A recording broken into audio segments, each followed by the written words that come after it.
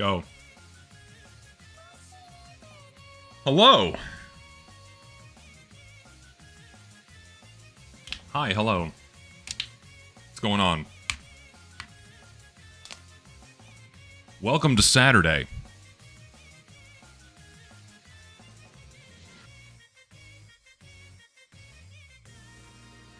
Airplane landing, indeed. We have arrived, indeed. We're here. We are here, we are now, as some would say. We are here, we are now.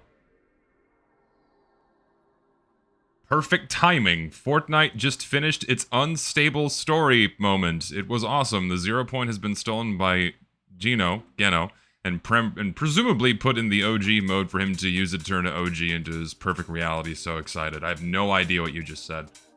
You're speaking a completely different language to me. I've still not dabbled in the Fortnite lore. I've been a busy bee.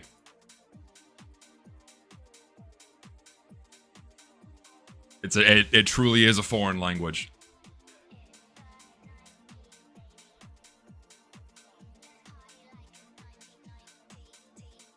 Why is your Greg red? Because it changes with how many months you're subscribed to my channel. Or how long your membership's been going, rather. It's a monthly shift. You have evolving Gregs.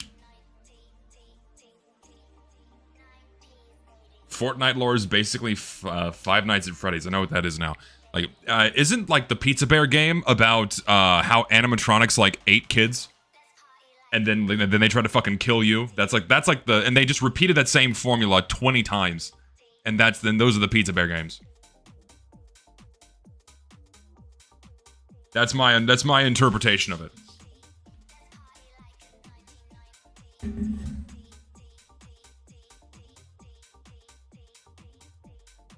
Probably never. I'm never going to touch them. I will. You would have to pay me a life-changing amount of money in order for me to install, not even play, install a Pizza Bear game on my computer. I'm not doing it.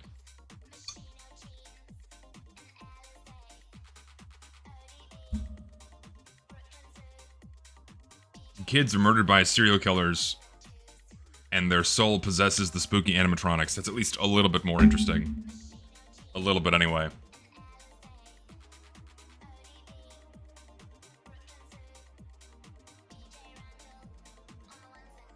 $10 can change someone's life if they win the lottery. I mean, you spend it all on lottery tickets, but you're putting multiple steps between you and the life change. That's not what I mean. I need at least 7 figures direct deposited into my account in order for me to even consider installing a Pizza Bear game.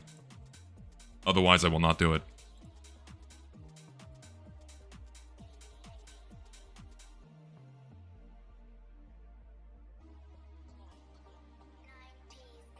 So, as the title implies, don't worry, I'm not gonna like hammer on this for 3 hours. There's only so much you can say that hasn't already been said. But it seems like this sentiment is making the rounds again that TF2's not doing so hot. Team Fortress 2 is not doing so well. It's like, I wonder why this could be. I wonder what the cause for this could be. No, I'm not reacting to that video. I just want to talk about it briefly.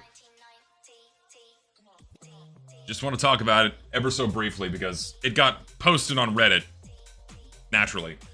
So I figured we'll briefly discuss this as it's currently making the rounds. And then we'll just go from there. Camera, hello? Turn. Better. Yeah, AI thumbnail, by the way, which is why I don't want to show the video on stream. So I'm just going to talk about it.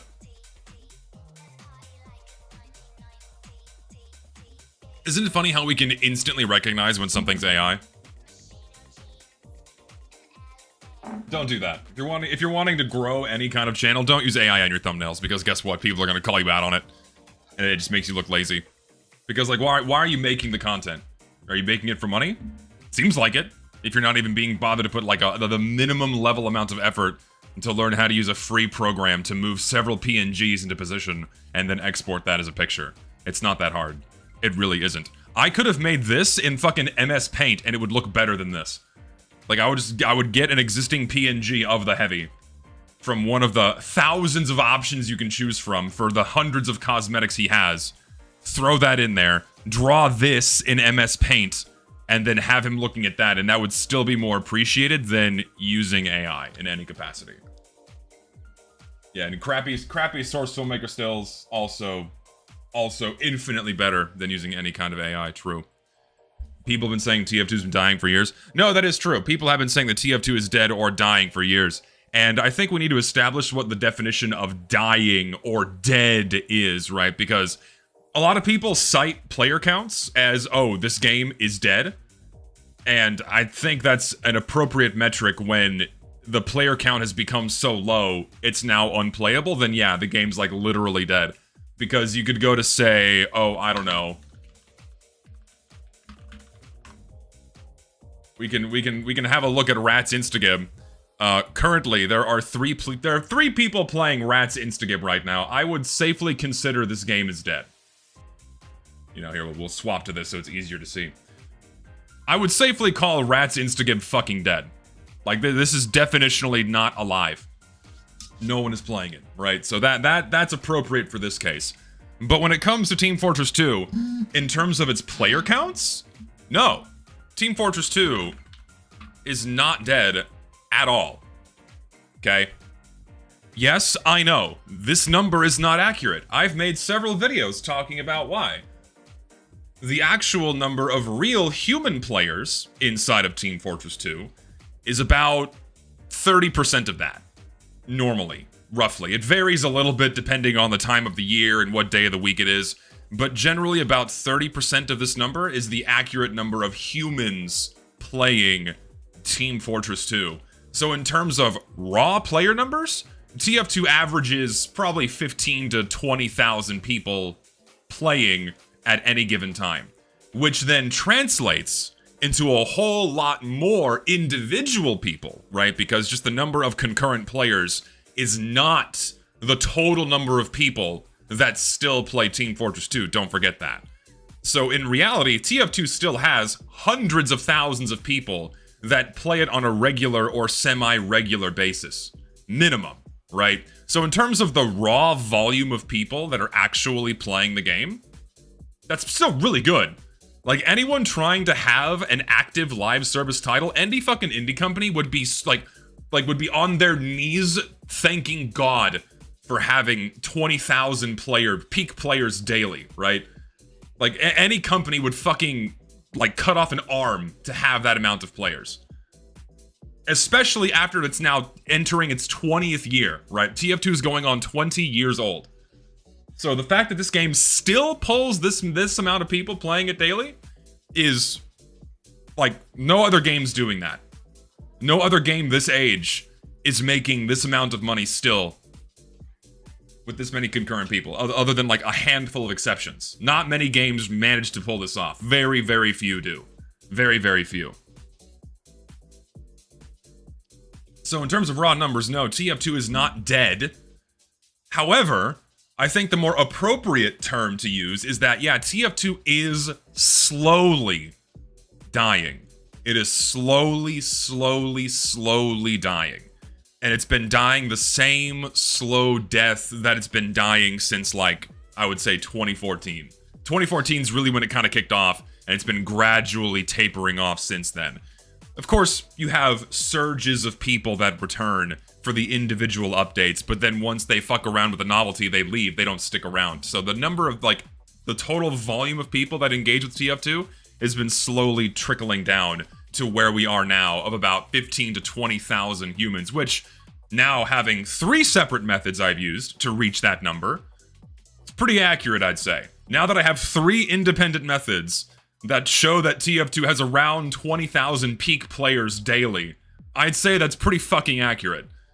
So, knowing that, right, knowing that, we know where we stand in terms of the people that are coming in and out of this game right now. And so, what a lot of people are kind of failing to understand is that the game's not in a good spot, right? Like, some people hit the nail on the head, you know, it's like, TF2 is currently as dead as it could be without Valve outright shutting down the servers. This is where we are now, and looking at this Reddit post, I think most people are in agreement with this. Like, it's about as bad as it can get without Valve just pulling the fucking plug. This is like where stable TF2 is. It's likely going to remain here for the foreseeable future. Around 15 to 20,000 people playing it every day. And that's thanks to the game being free, right? That's thanks to the game being free to play. It's always going to have a steady flow of people coming in and people coming out, what have you. The problem is player retention, right? The game's not growing. It's the player base is gradually shrinking and shrinking and shrinking very slowly. It's been like an exponential taper down to this baseline like many games experience, right? And so now we're here. Yeah, we've reached a homeostasis of player count. That's very accurate. We've reached a stable condition of players in versus players out. We're not growing, but we're slowly kind of bleeding off, but not nearly as fast as we were, say, 3 or 4 years ago. Okay. Thanks for forming my opinions. Why are so many people saying this? Okay, so why, like, I know it's like a thing, like, oh my god, I can't have an opinion unless a streamer gives it to me. Why are so many people saying this? Like recently I've been getting floods of comments on my videos and streams saying thank you for my opinion. Was there like a viral meme or a viral video about streamers or something, or YouTubers or something, that people can't have an independent thought and then react to, and only absorb whatever a YouTuber says and then regurgitate that? Not saying that doesn't happen, it absolutely does. But I'm suddenly seeing tons of comments like this. Like, did someone talk shit about me or something? Did I miss something completely? I don't fucking know. I feel like I missed something. Either way, it does happen, you know? It does happen. I like to think people are capable of independent thought, and just because you automatically agree with the YouTuber, that doesn't mean that you're only doing it because the YouTuber said it, and a lot of people like to pretend that it's the opposite case, you know? I do find that quite funny.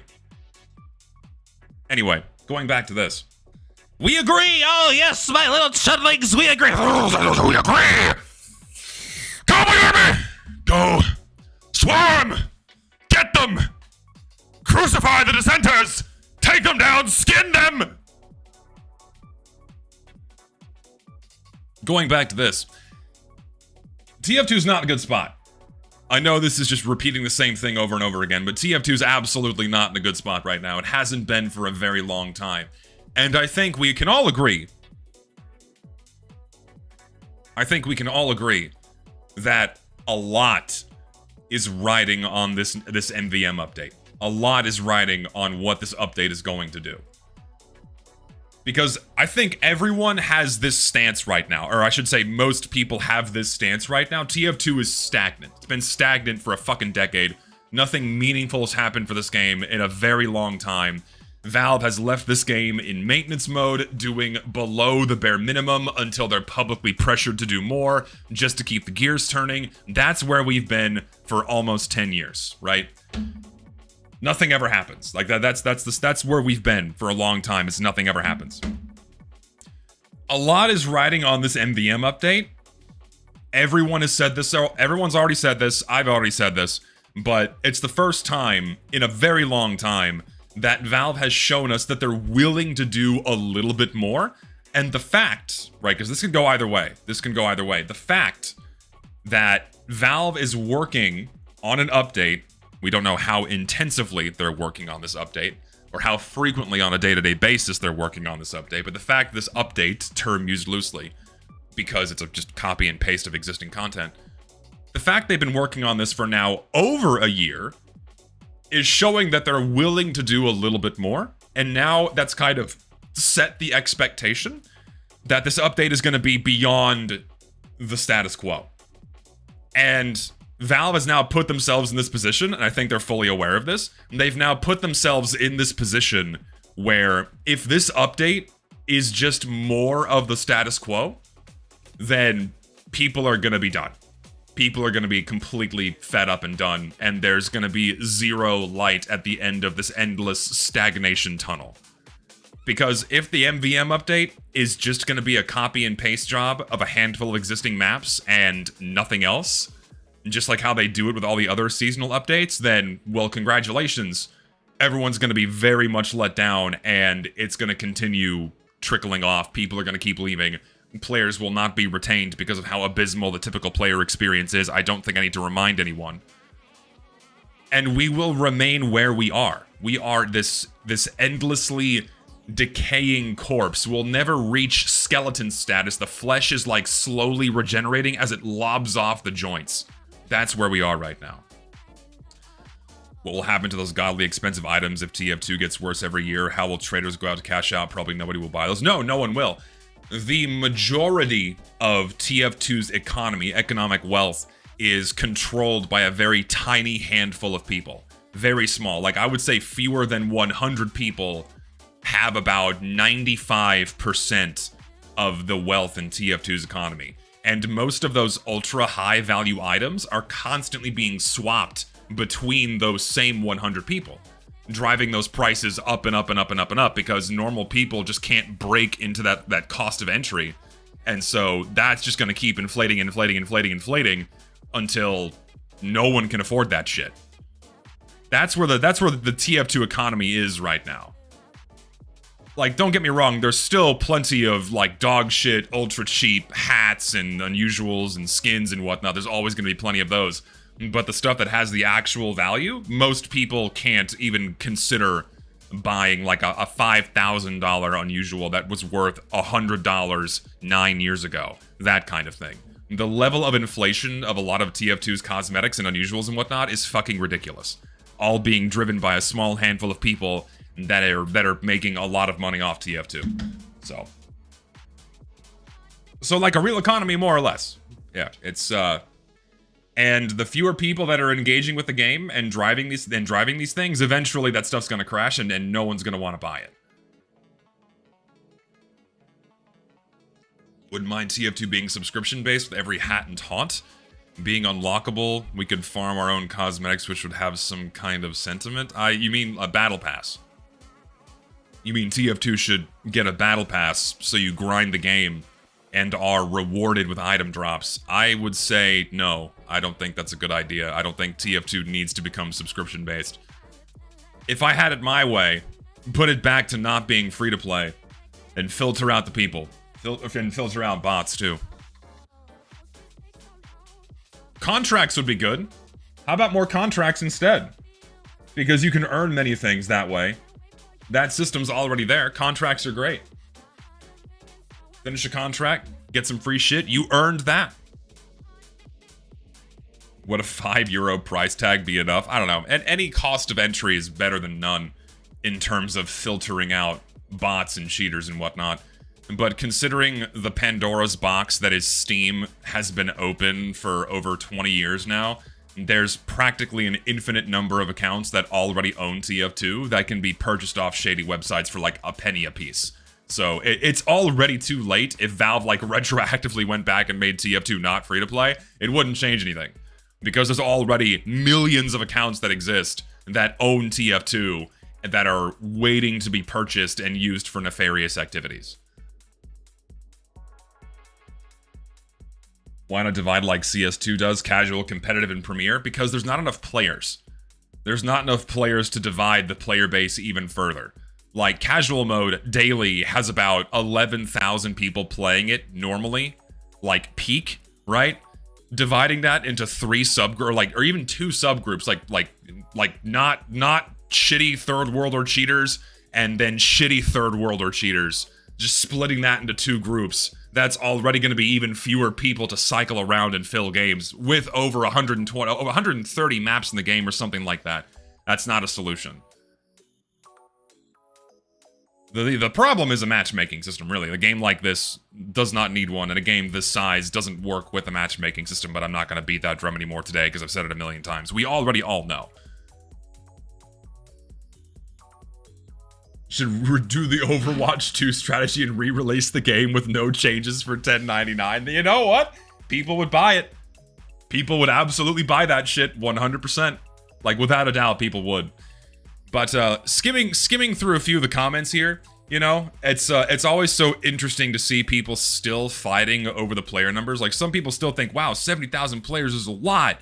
It's kind of disheartening that a lot of people, this guy knows that, like, most of the bots are 70,000, but then you still have people here saying, well, no, actually, it's not most people. I meet new people every day in voice chat. I clearly know what I'm talking about. It's like the complete ignorance that so many people have in regards to the state of the game it's kind of a good thing and a bad thing, because it instills this false sense of security that the game is still doing fine, so they keep playing it. But then, it also is kind of disheartening, because the fewer people that are aware of the game's state, the less likely people are going to talk about it and try to get Valve to, you know, do something a bit more meaningful with the game, if not helpful, right? Pretty sure Steam policy doesn't let you charge money for what used to be a free game. If true, Valve would have to break their own policy. I remember there was a situation like that. Well, considering Valve owns the platform, they can do literally whatever they want. So, I don't think that would be an issue. It would certainly set the precedent for other games to do the same. But, and of course, Valve would never do that, because the free-to-play model, which they popularized, makes them so much money, they would never do that, so. They would never do that. Yeah, I also meet new players every day, but how many of them stay? That's a very good point. How many of them actually stay? Most people, and this is just true for any free-to-play game, most players in free-to-play games do not stay. They try the game, and then they leave. And considering TF2's initial player experience is nothing short of miserable, and the continued player experience is also nothing short of miserable, and TF2's player retention is the worst it's ever been in its history. It's been that way for many years. And so, if we want this game to grow and get out of this dark situation, new toys is not going to be the solution. New golden guns to gamble for is not going to be the solution. New hats to open crates for is not going to be the solution. Serious changes need to happen with how players engage with Valve servers and how the game behaves in Valve servers in order for people to stick around. You can call that whatever you want. You can call it bringing back quick play, you can call it fixing casual mode. There's a lot of long-standing problems that seriously need to be addressed if we want to have any chance of this game not only attracting new players and retaining new players, but also, you know, keeping the game going into the foreseeable future. Like, TF2 is always going to have players, don't get me wrong. Like, TF2 is going to always have, like, a handful of thousands of people still around. 50 years from now, people are still going to be playing TF2. There's going to be always at least one 2-fort server to play on. And I have some faith in at least that much. But if you want to be able to play everything that TF2 has to offer right now, that's not, like, we are already in a situation where you cannot do that. Where most of the maps in TF2, you are basically unable to play whenever you want. Because there's not enough players to go around to fill enough servers running all of these maps. Moreover, entire game modes are dead too. Like Payload Race. You want to play Payload Race? Sorry, you can't really do that, ever. Like, even high tower games are hard to find. Do you think new players would stay in the game with how sweaty and good a lot of the player base is, even if quick play was added back and scrambles auto balance is decent enough to balance that? I think it would, because that's how TF2 operated for, you know, 8 years.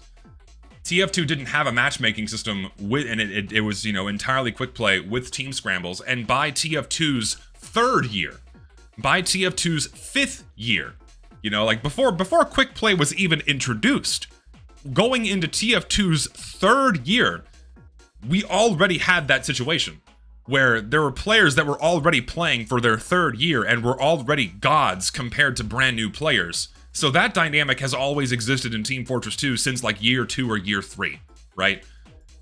Has it become more extreme? I wouldn't say so. It's always been about 50-50. 50-50 new players, 50-50 old players, roughly. Based on like several polls I've run, so on and so forth. And,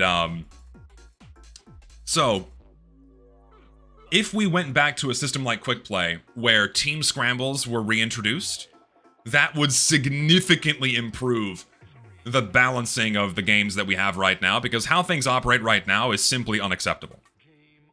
Most good players in casual exclusively play payload, and new players have always congregated to capture the flag or trade maps. No, that's also very true. And that's, you know, and that's also been very true for TF2 before casual mode. Like, 2-fort has always been the go-to first map that most people play. That's what most people are doing. If they're booting up TF2 for the first time, they're playing Capture the Flag, because the nature of Capture the Flag and the pacing of Capture the Flag is much more conducive to a learning environment. because the pacing is so much slower. You can take your time, learn what you're doing, explore the map, see what other people are doing. There's not this constantly moving front line with a payload card, and like it's way more it's a much slower flow for new players, and so they gravitate towards capture the flag more often than not, and newer players graduate to the game modes that require, you know, a little more focus and coordination, that kind of thing.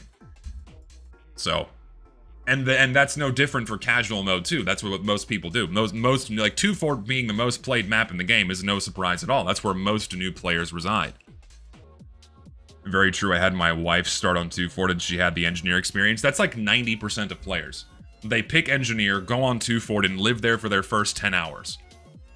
King of the Hill is okay. It depends on the map you're playing, but I'd say capture the flag is far better for that. I agree that TF2 still can have players, but it cannot go further while the casual rule set exists. We really need to pressure Valve about it. No, I mean, I completely agree. It's the way, and I mean, I know I say this all the time, and it should be said as long as it takes, as often as it takes. The way TF2 behaves right now is just unacceptable for when you boot up the game and then play it. Like, the entire cycle of booting up the game and getting into a server and experiencing the game is fucking unacceptable. It's ridiculous. And it just should not be doing this. Like, if any other game behaved like TF2 did, there'd be fucking riots in the streets. There would be, like, mass protests demanding for the developer to do something about it.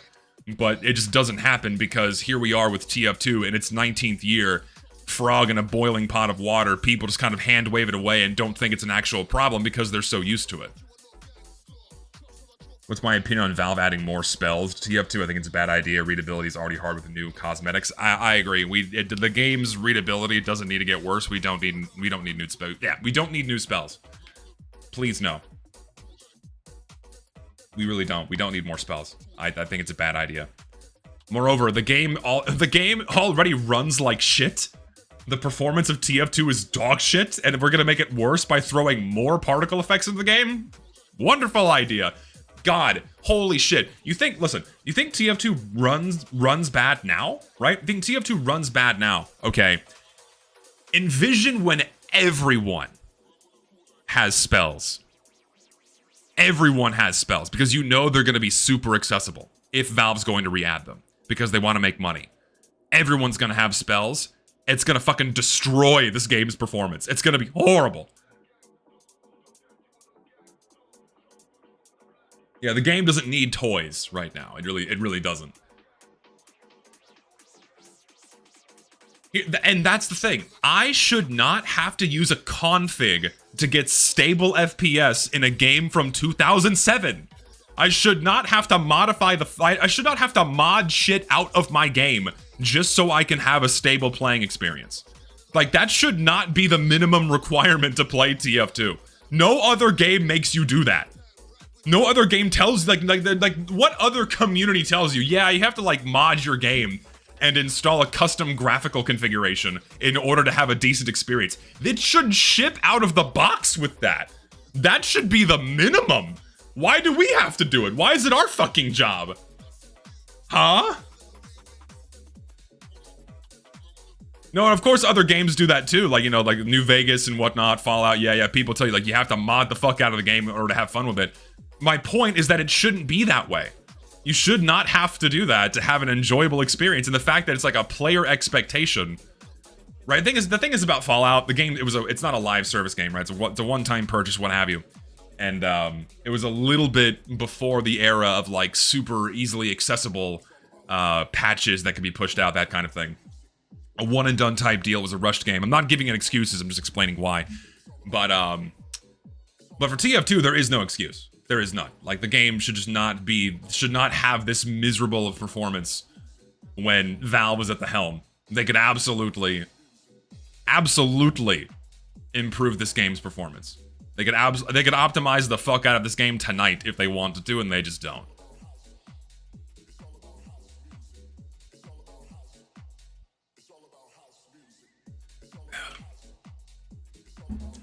So, were there any other interesting comments on here? I don't think there were. It's just kind of people talking about this and saying the same thing I said. Saying that 15 to 20k players is a substantial player base size is really good. Like this is nothing to shake a stick at. And again, I would say any indie developer having this consistent of a player count, playing their game and spending money on it on a daily basis, that's like the dream. And the fact that TF2 still pulls this many players on a daily basis is a miracle. Like any developer would be screaming and crying with joy if they had this, And the fact that this game still pulls the dream stable player base and Valve just does nothing with it? Valve does nothing? Literally nothing. Other than copying and pasting content they don't make, is pathetic. It is. It's pathetic. Like, and we just give them the pass of doing nothing because they're Valve. Yeah, devs would kill for that luxury. Absolutely. 100%.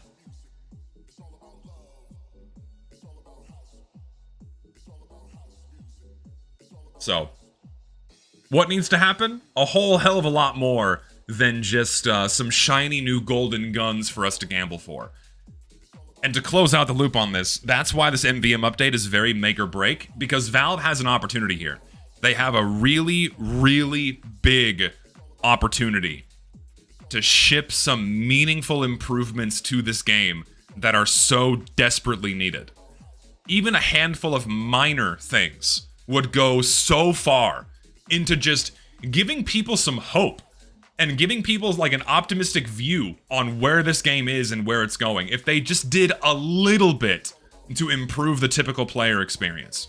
Changes to casual mode, optimizing the game, improving the initial player experience with something like a better tutorial. I don't know. Any one of those things would go so far. And again, Valve has put themselves in this position where if they don't deliver something beyond a copy and paste job, I think people are not going to be very excited. The MVM update's going to be a bit of a flop. I still think, and before I swap over to playing TF2 Gold Rush, this update is already setting itself up for failure. And this is like, listen, I know pessimism, cynicism, what have you. This is a man versus machine update. This is a game mode that has about 8 to 10% of the player base actively engaging with it. It's like saying fucking Pastime is getting an update. It's like saying Manpower is getting an update. Who's actually excited about, like, oh my god, MVM, this is what everyone wanted. Everyone's so excited about the fucking MVM update. When, like, most people don't really care that deeply about MVM, sure, they'll play it. They'll dabble in whatever the new content's going to be, but they're going to play it and then they're going to leave. There's not any replayability factor there unless you're grinding for new things to gamble for, right? It's the versus Saxton Hale update. Yes, look, go back to that summer update. Seriously, go back to that summer update, and then whenever they added a new game mode, like, the novelty dies like that. Like, how many people are playing versus Saxton Hale right now? We can certainly check. Hold on.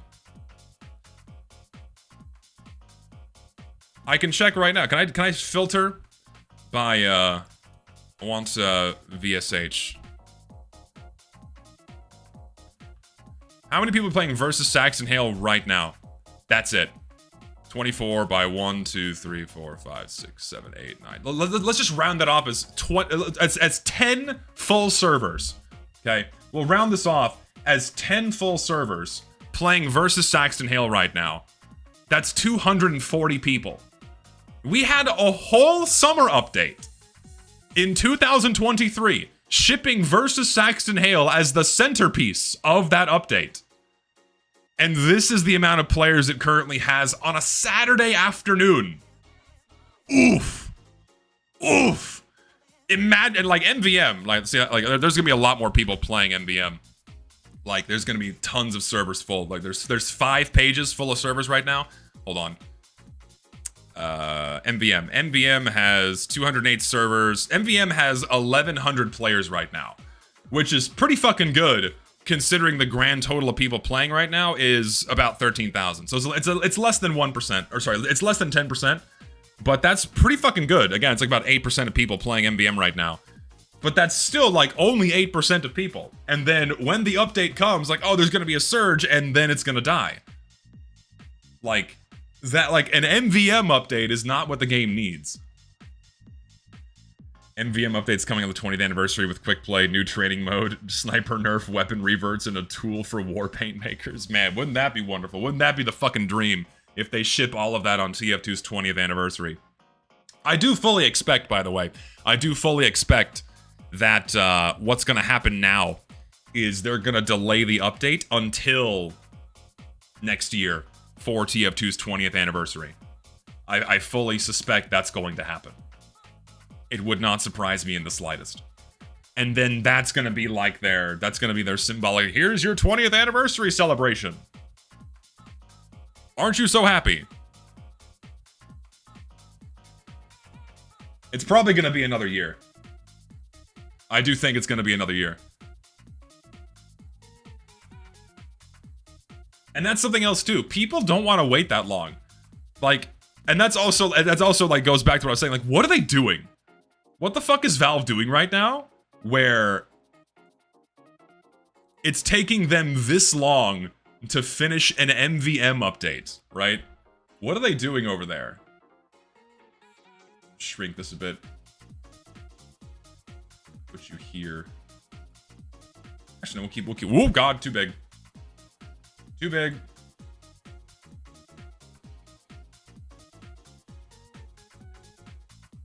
The MVM update will just be Valve adding weapon stickers like on CS2. That would also be really fucking bleak. Also, join for some TF2 Gold Rush. We're playing that right now.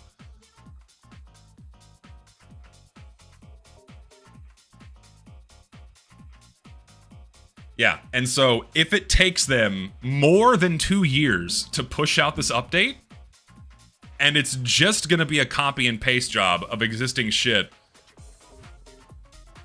Oh, it's gonna be bad. Oh, people are gonna like, of course you're gonna have the usual people saying, hello, Zesty Jaundice. Of course you're gonna have the usual people going like, whoa, yeah, this is great. Valve did this, like the best update ever, and they gave like a bra for Pyro, and they gave like a pink dildo hat for Demo Man, something like that. Like Valve puts that in the game, and you're always gonna have people that think it's the best thing since sliced bread, like holla fucking Luya. TF2 is saved because they gave like a pair of green shoes to Scout, something to that effect. Like you're always gonna have those people. A dildo hat would be a Black Dynamite reference? No, I don't like this. Also, look at this ragdoll. Can we appreciate this for a second? How his legs perfectly wedged between the rails. Look at this. Wonderful. Also, I thought, oh, he got the spy. I saw him. Nicely done. What are they doing? Nothing. They have to be doing something. I'm not sure what they're doing, but they gotta be doing something. Ideally, they're gonna be putting together a competent... And that's something else too, man. Just, people are so tired of broken updates. People are so tired of updates that ship and the maps are broken, or the cosmetics are broken, or the matchmaking system breaks. People just want an update that flows and works out of the gate, or at least is not so miserably fucked up, right? That the game's like unplayable for the opening day. They want something that's competent on launch. And if Valve can ship a competent update, even if they don't show anything, if they don't give us anything new, if it's just gonna be a bunch of copy and paste stuff in the game, right? Hey, you need to like, maybe kill this guy? Oh God. Who are these two fucking edgies hunting and dying? Help me! Okay. Thank you for the sandwich. Holy shit. Yeah, the solution was modernizing the game. This guy in chat says, I agree with Zesty's opinions, but he's a Blue Archive fan, so I don't know. It's always interesting to see people like very, very allergic to Blue Archive. Or like anything anime related. Like, even now with how mainstream anime stuff is, I always find it fascinating that so many people are giga allergic to anime stuff. Like, just opening my stream with a Hatsune Miku song made people lose their shit. Because it's like a fucking showing a garlic-covered silver cross to a vampire. You know? and they just burn, right? People like that still exist, which I find very interesting. They just melt into a pile of fleshy slurry. Here, I got you, buddy. Don't worry. I required 20,003 kilometers an hour of meat. Not like, you could have said like cubic kilometers, would have been funnier.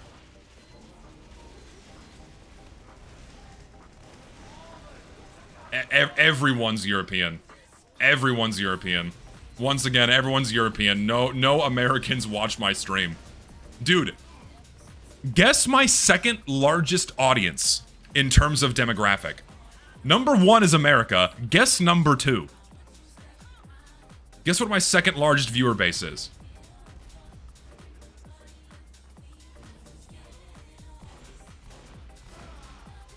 It's Russia. 10%? 10%! 10% of my audience is Russian, which is fucking insane to me. It beats out all of the rest of Europe. 10% of my audience is Russian. Hello to my Russian viewers, by the way. I'm not complaining. I just find that fascinating. I find that very fascinating. What a strange crossover. Here, go burn things. You are the pyro with the back burner. Yes. Yes. And we don't have bullshit unlocks that will knock my Uber and freeze us in place.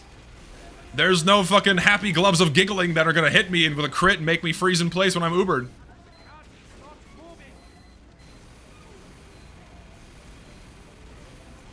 Of course, it's Russia. They love your kind of energy, the edgy complaining kind.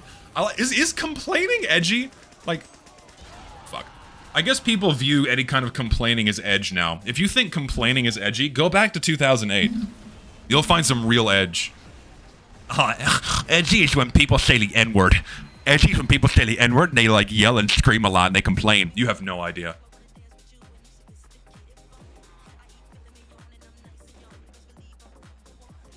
Anyone thinks that is a waste of space. So true. So true.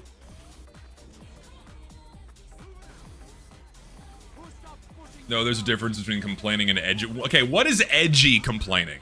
Can someone give me an example of an edgy complaint? I wanna... Oop, give me some... Not a single one of those crit needles landed. I'm very sad. Give me an example of an edgy complaining. That was unironically 2 motherfuckers in your server last night. Edgy complaining or saying the N-word? Listen, I don't use the word, but I don't care if other people do. It doesn't get me all twisted up in knots. Some people, like, again, it's like a fucking... It's like a garlic-covered silver cross being shown to a vampire. You see someone say the N-word, you know, they freak out. Like their skin melts off their bones. There's a spy behind us. Oh, there he is.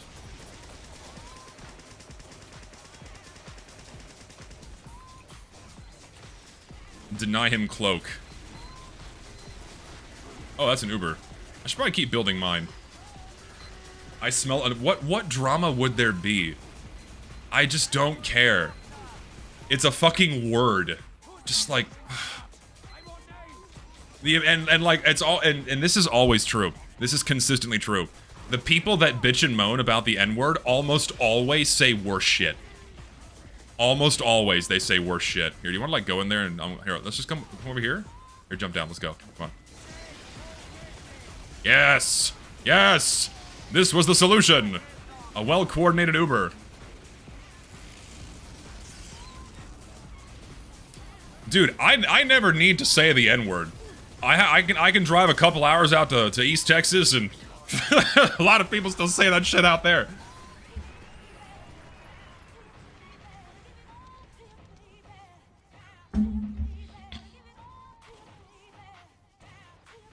I'll let you make fun of my people if you let me make fun of yours. I think everyone should be fair game. Everyone's fair game. That's how the world should be. Everyone's fair game. Call people whatever you want. Shit talk each other. Like Europe, like all of Europe already does that. Like any neighboring Eastern European country is full of insanely racist people towards their own neighbors. Lost a friend of 3 years because I dared to participate in a UFR video contest because you were a judge in it, and I felt the need to support you more. Godspeed. What the fuck? Okay. Listen, I don't know the dynamic of your friendship, but if someone really stops being your friend because you submitted a video to a video contest where one of the judges is someone that they don't like and you lose a friend over that? Were they really your friend in the first place? Were they really your friend in the first place? TF2 is still in a better state than Halo? Oh, absolutely. 100%. I completely agree. Also, like, Marathon is dead. That just didn't go anywhere. Yeah, I find people completely dissolving meaningful relationships they have with people over, like, petty internet bullshit. I find that ridiculous. Were you ever actually friends in the first place? And by friends, I mean, like, someone who's truly a trusted person that you rely on. That's like an actual real friend, you know? Someone you trust fully. Are they gonna come out of spawn? What are they doing? Hi. You have another door. There is another door. There we go. Now they're coming. Now they're coming.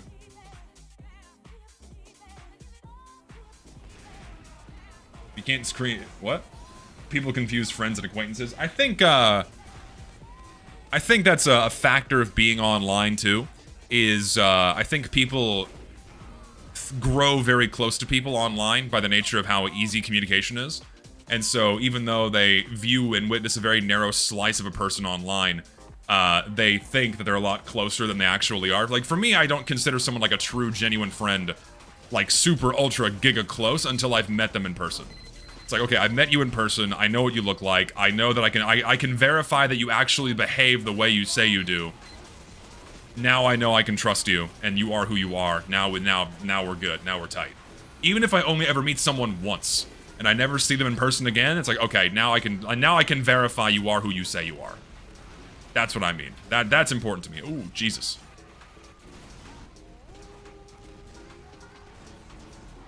Thank you, medic. Man, buff banner usage is so nice to see. I don't know about you, but I like saying holy ninja spy. When a spy sniper kills me, but I don't say ninja. I would say like ninja spy. I like the idea of ninja spy. Would video calling give a similar impression of that? I think it would help.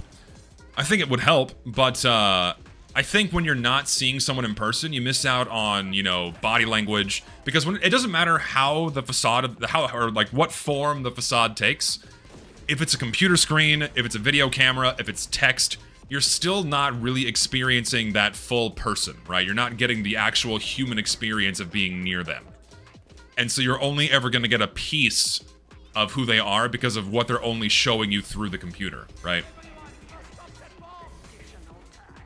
So I have people that I consider my online friends, but you don't have like 100% all of my trust until I've met you in person.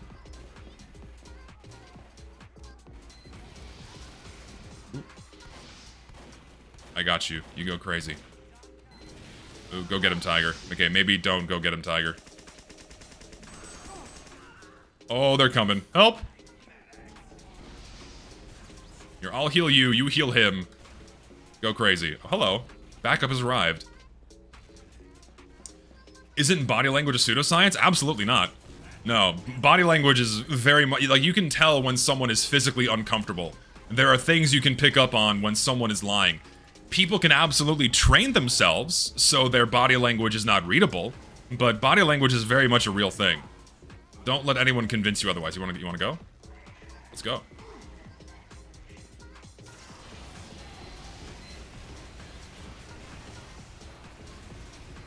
Go get him, Tiger. You go, you go. Nope, you're still good, you're still good, you're still good. No, don't go up there. Their whole team is coming that way. Don't do it.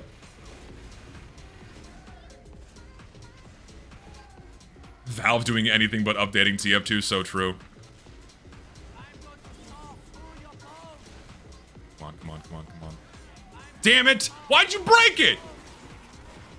You broke you fucker. I'm not healing you now. I'm not healing you. You get to die. That's your punishment, is I don't heal you. That's your punishment.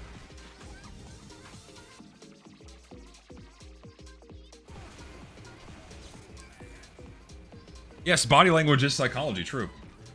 It sucks how TF2 Gold Rush only has 7 servers. Yeah, I love playing Gold Rush a lot, and the only time I get to play it is when I organize play sessions like this.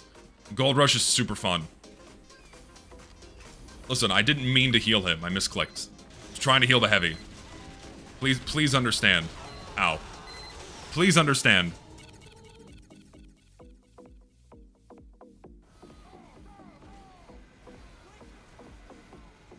No mini sentries for you.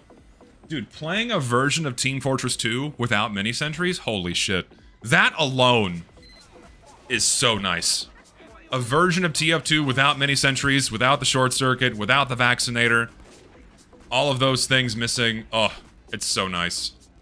Without the kunai. Man. It is a form of heaven, it truly is.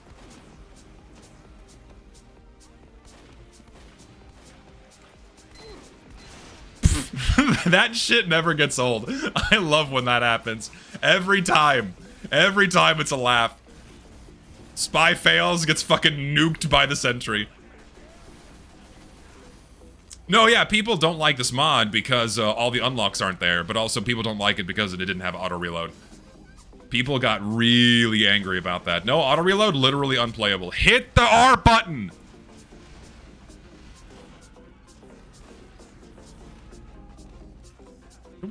Everyone's just like coalescing into this hallway. Oh, nice. He got him.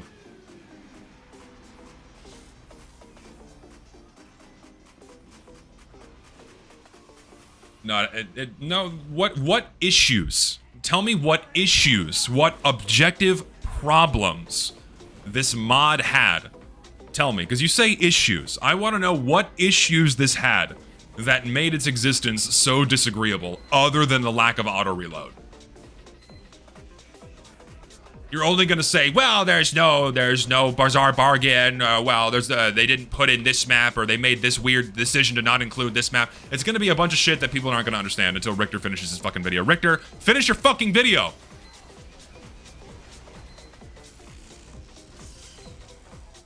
Tell us more about viewer statistics. What are some of the most surprising ones?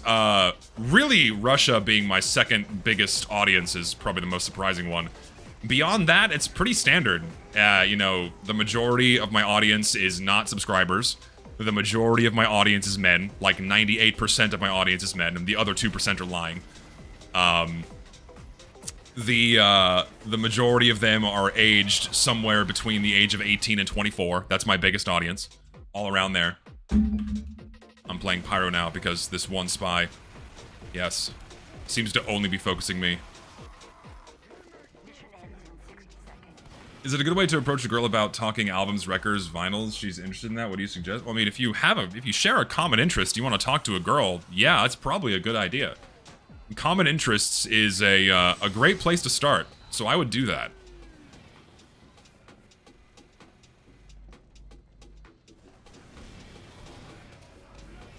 We're chasing this poor bastard down.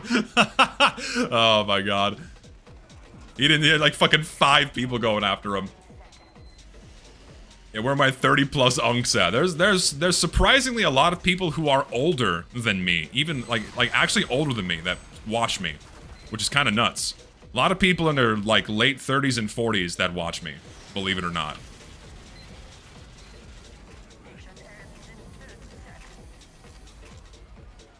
My problem with Gold Rush is the mouse is bugged? How is the mouse bugged? It seems like a local issue because that was not something that people had an issue with. It could be if you have a config, if there's some kind of config you're using, it could be conflicting with files, I don't know. Got with my first girlfriend by telling her fun stories I remember from watching YouTube. If the stuff you're talking about is something you have in common, that's even better. Yes, that's also true. Even if it's not something you have in common, if you make a woman laugh, you're already in a good position. If you're interesting and you make them laugh, you're in a good spot. It doesn't even have to be a common interest. Genuinely.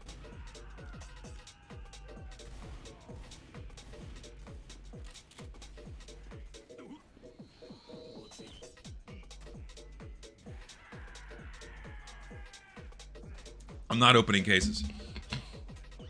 I refuse. I dread the day Gen Alpha starts making YouTube content. I mean, they already are. YouTubers start young now. They start at like age 9. Age 9 and 10. Having Fortnite gaming channels. Look at this shit. Look at them go. I'm in a fencing battle. Remember, we had to make our own fun back in the day. Currently, yes, the server is full. They don't think how it'd be like it is, but it do. Server is full. Don't worry, though. People come and go. Typically. YouTube channels are the new 9 to 5. I mean, a lot of people approach YouTube as if though, like, this is gonna be their job, and they fail, you know? And that's just, like, not what you're... That's not what you need to do if you're, trying... These fucking ragdolls, man. Okay, well, oh, hi. Be gone, sir. Tried playing, but the frustration of some stuff brought game community made me stop considering entirely. I didn't feel I was learning winning for a while. Some felt unfair. Was this me not being in the intended audience, or the new player experience is that bad now? You mean for TF2? Like, just in general? If you mean for TF2 in general, yes, the new player experience is really, really bad. I'm assuming you're referring to normal TF2 and not Gold Rush, but the initial player experience in base Team Fortress 2 is awful. Like, that cannot be understated enough. It is abysmal. Oop.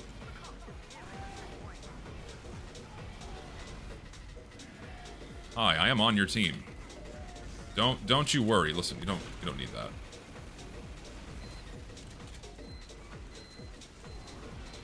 I saw you. Where'd you go? There's no way you made it past me. I'm not chasing you down. What? How are you Ubered?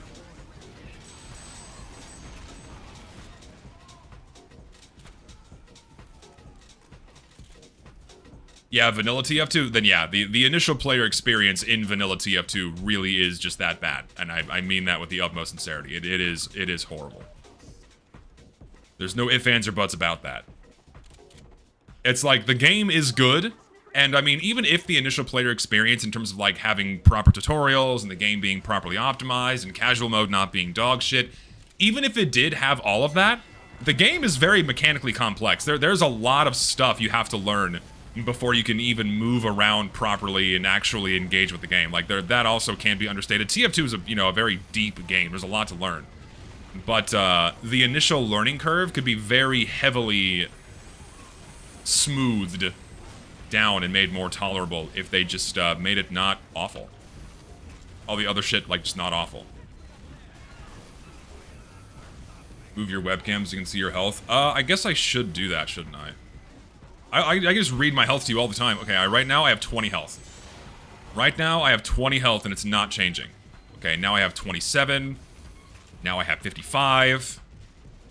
Now I have 90. Now I have 132. And now it's full. Okay.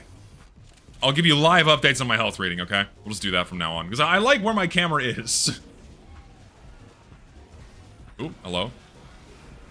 What's this fucking chaos going on? I'm going this way. Fuck it. Make my camera wide. I'm not a spy! Did you not see me, like, walking around here a second ago? Looking for things to burn.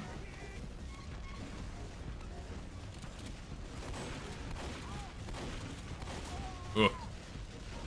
I'm so used to the fucking back burner having air blast that I need air blast.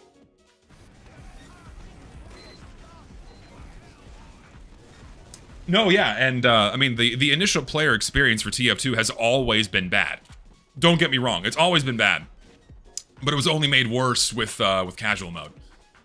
Because, like, the lack of proper tutorials, that's, like, the big one. The big one is the lack of proper tutorials and introducing people to how the game normally flows. That's the biggest one. That you can easily cite it's been an issue since launch, right? Amongst, you know, and then going to the casual mode stuff and everything else, all that stuff is... All these things are factors.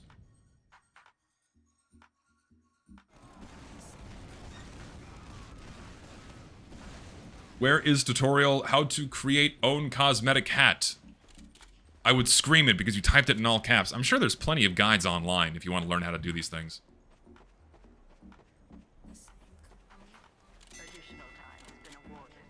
Yeah, it's like, you have the soldier tutorial that gives you a very loose grasp on what to do on control point. And then you have basic information, not even complete information, but very basic information for 3 other classes. And then that's it. It's, no bueno. Here, be gone. Anyone having fun up here? Nope.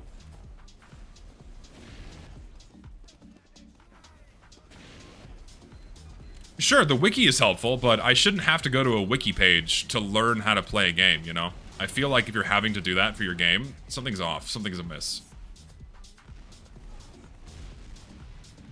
I have found myself between, like, in a not good spot here. We'll just do that. We'll just do this. We'll just do that. Ah, I almost, if I had just landed on top of it, would have got it.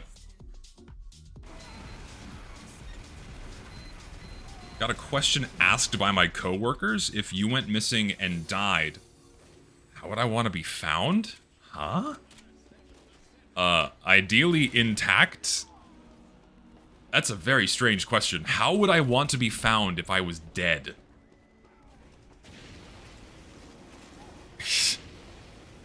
I don't know. I don't know how to answer that question. Smiling, I guess? I suppose? Something to that effect? Sure.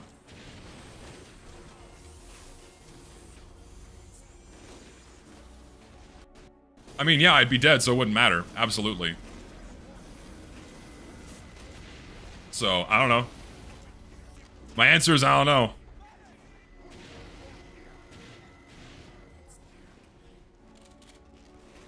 Like, my curiosity is like the, like, what were they worried about? What was their concern with how they wanted to be found dead, right? Because I feel like the implication here is they don't want to be found doing something nasty, right? They don't want to be found or seen or caught doing something that's, like, gross. Like, caught naked. Something like that. I feel like that's where this is where this is going. Is that where this is going? Okay, I think I just reached that, and it makes sense. Like, they don't want to be caught, like, fucking having sex with a hooker and died because they, like, died, like, in the middle of sex with, like, a blow-up doll or something. Caught in an otherwise compromising situation. How much money for me to marry a femboy? I, am not a homosexual. No amount of money would ever convince me to marry a man. Sorry. I would rather be broke and homeless than ever engage in any kind of relationship with a member of the same sex. Doesn't matter how they present themselves, I will not do it. You could not pay me enough. There's no such thing as a feminine man. It's a man. Like, it's like you're putting lipstick on a pig. You're not gonna suddenly make me go, oh yeah, I might consider it now. Oh yeah, he's got. It's like, no.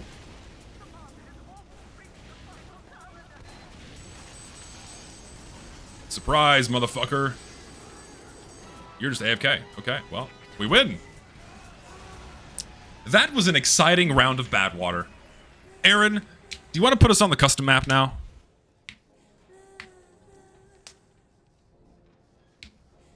Furry femboy is worse.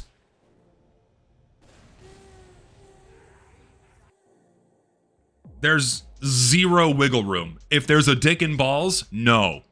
There's no wiggle room. Dick and balls, no. Better, even still, I always get XX and XY mixed up. If you have male chromosomes, no. Hard no. You must be biologically female. That is my bare fucking minimum. You must be biologically female. Otherwise, no. Is this payload? It is. Okay, so we had a request to test this map. So we are doing some map testing for someone right now. It's a payload map. Surprise, surprise. So we'll see how this goes.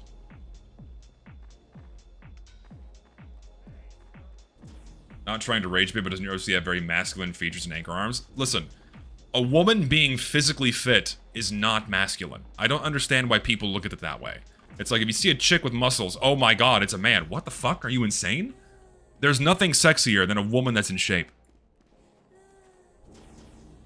And no, I would not date a trans man either. No, that's like mega. Give me a heterosexual, biological woman, please. That is what I want. No bisexual, no any other fucking letter of the alphabet. If that's how you fly, if that's how you roll, if that's what you get up to, go crazy. I don't care. You live your life. If that's what you enjoy and that's what you get down with and get dirty, by all means, go nuts. That's not what I do. That's not how I fly. That ain't how I roll.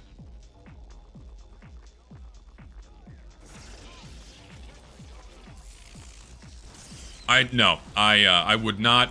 No bisexual women. No, just no. Just usually not a good idea. So no. Okay, so we have like initial point layout here. Ooh, this is a strange side room. This goes to. Is there a spawn over here? I'm assuming this is a spawn. Okay, that's a spawn. So that's a spawn. They have this flank over here.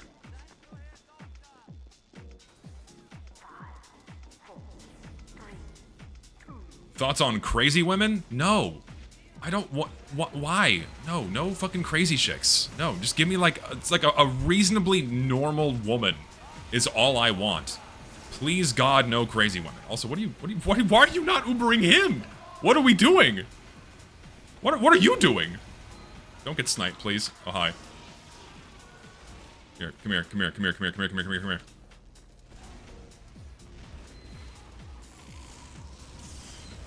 Nothing sexier than a woman in shape. What about a petite woman? Okay, there's a difference. There's petite, but then okay, are they like skinny fat or are they fat? Like what do you mean by petite? Do you just mean short? Sure, whatever. Short, fine. No, never, ever. Like listen. I've made this mistake. You can't fix them. They're not. They will not change. Don't do it. You're gonna regret it. And you're just going to be doing nothing but wasting your time. Stop. Don't do it. Don't date a crazy chick. Sex, go crazy. But if you like meaningful long-term relationship, it's not going to work out, bro. It's not. Am I going the right way? Yeah, I am going the right way.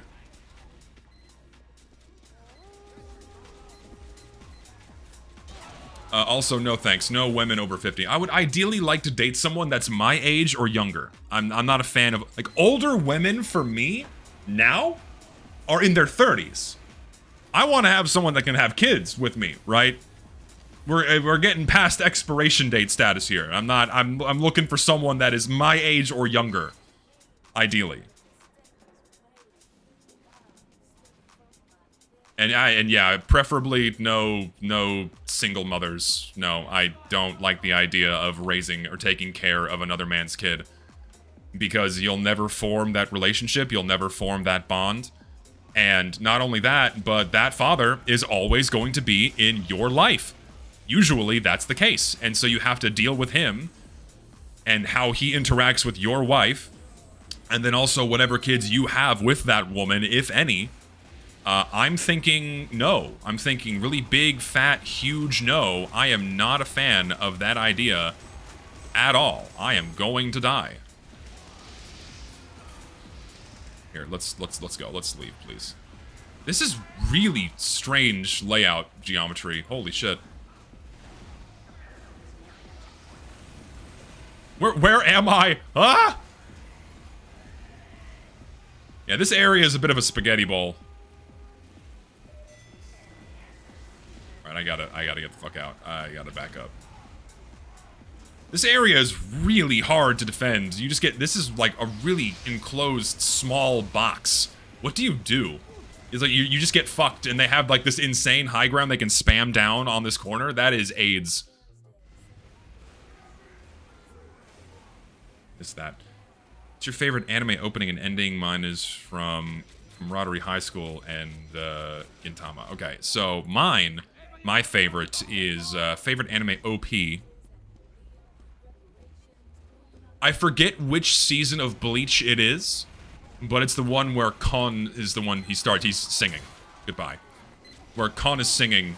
I forget which season it is, and I forget the name of the song, but that's my favorite OP. Favorite ED ending. Well, Ava, obviously. Fly Me to the Moon. You can't beat that. Those are my 2 picks. Is it the 5th? I don't remember which season. Malcolm in the middle? Oh my god. You on our team? Yes, you are. Okay, we gotta back up. Wait, why do they have this opening here?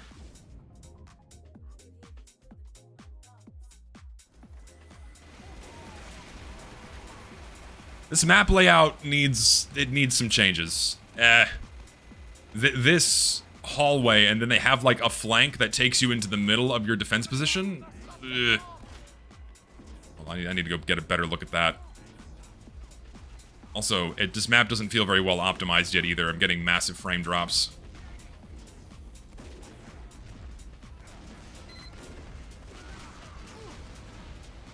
Also, this is bad because, like, you come out of your spawn, you go here, and, like, you have no cover. You just die to a sniper that's up there. And if they're pushing here, you're just fucked.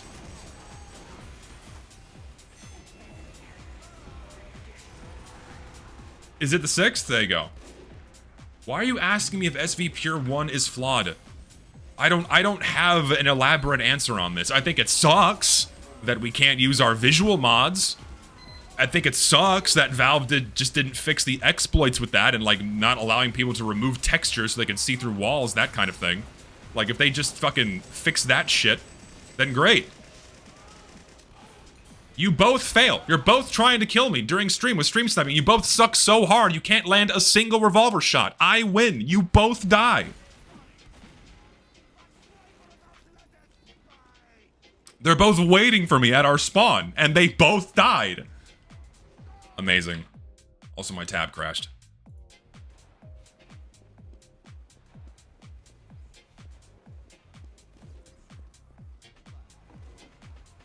Menopause increases osteoporosis risk, but weight training builds new bone tissue and reduces fracture risks. Fit women are better. It's all, I'm not even asking for jacked, right? I'm just thinking, just be healthy. That's all I ask for is be healthy. Don't be a fat fuck. No fat chicks. We don't do fat chicks here. No fat women.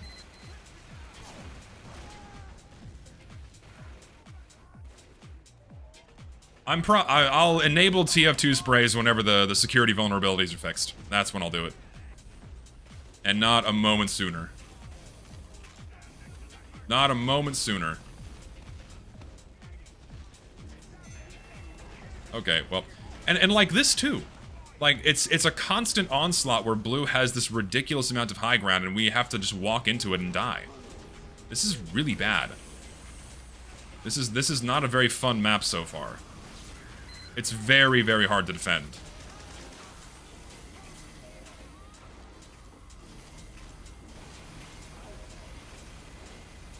Justice or Daft Punk? Daft Punk, easy. I love both, don't get me wrong, but I massively prefer Daft Punk, 100%. But I love both. Love both. Get me out of here. I have 98% Uber. Thank you. I'll Uber you if it's necessary. Come on, let's go. Come on, fuck him up. Come on, friend. Hit him. Hit him with an arrow. What are you doing? This is not what we need. Fuck it, I'll Uber the pyro. This poor fucking Heavy. He did not deserve that. Oh my god. Yes, that is Crystal Method's Vegas album on my wall. It's one of my favorite albums. I fucking love it.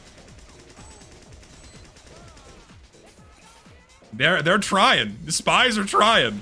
It's so funny because they're gimped by not having all of the live vanilla TF2 stuff to rely on. It's so fun.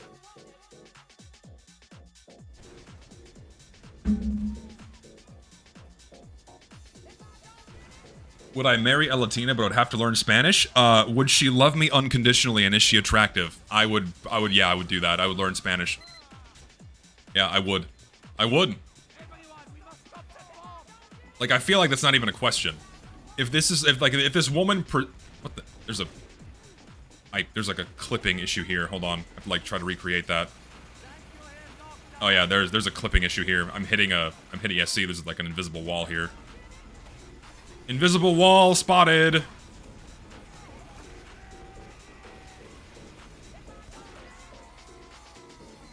It's a map in testing. That's why we're doing this. The map is being play tested to find these issues. Hello, friend. He's trying. He's fucking trying. He just can't do it, though. He's giving it his best.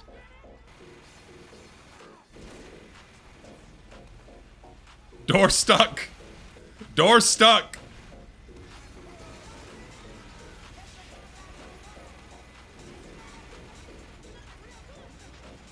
But the chancla, bro, dude, I grew up in South Texas with Hispanic teachers and Hispanic friends and their Hispanic moms. I know what I'm getting myself into.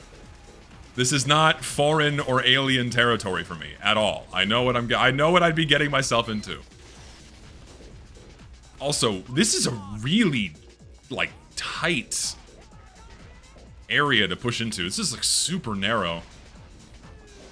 Hey, do you want to go? Come on, let's go. Let's go. Let's go cause a little bit of mischief. Can we come through here? Can't. Right, come on, come down here. Come down here. Come down here. I have Uber. Come on. Come down! Come this way! Please, you! Please, come on. Come down here. Go. Just go. Come on. There you go. Go crazy. And I'm out of there. Oh, I keep hitting this fucking invisible wall. How does it feel like normal women are rare right now? I think it's just harder to find them. Because the means by which you normally meet people...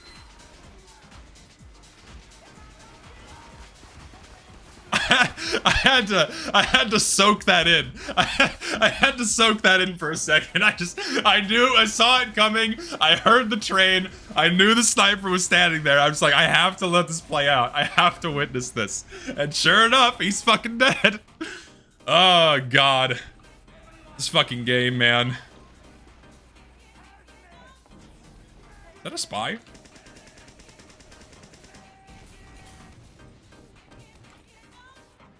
Let's go. Oh, hi. I felt you. It was. My intuition was correct. Will this be turned into a short? I need to get better at editing shorts. I'm not very good at it yet. Right now, I'm just experimenting to see what I can do. As of right now, I'm not very skillful with it. I need to, like, I need better primo moments to clip.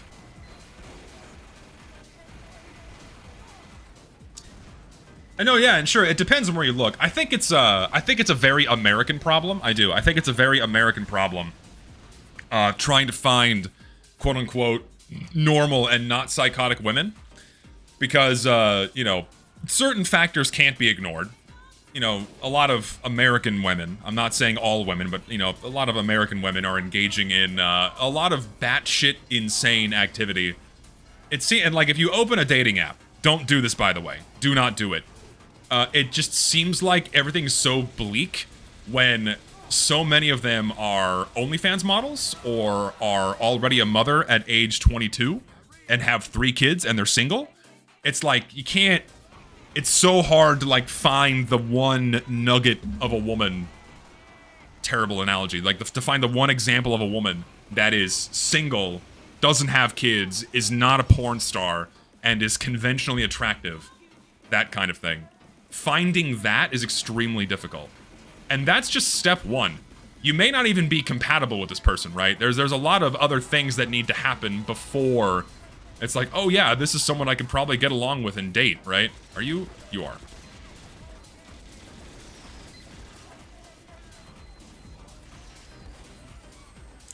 Crazy behavior is having kids. I think having unprotected sex before marriage and popping out a few kids is not a good thing to do. And I think a lot of people also get married when they're too young because they think they found the one, and they pop out a few kids, and then they get divorced at like age 23, and now they have like 3 kids with a different baby daddy. It's like, oh, okay. So I think that's a problem. I'm not saying having kids is crazy. I think having kids before you're sure and before you're ready is the problem.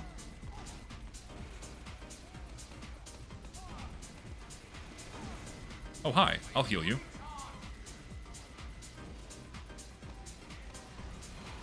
See, you're in Poland. You're in a very different place than I am. I'm in America. Just like firing up a Christian chat group and finding 3 fairly normal women. You have a very nice luxury that you have access to these things. In America, not so much. Trust me, I've been looking, I've been trying. Very hard to like just come across even like a chick that'll give you the time of day.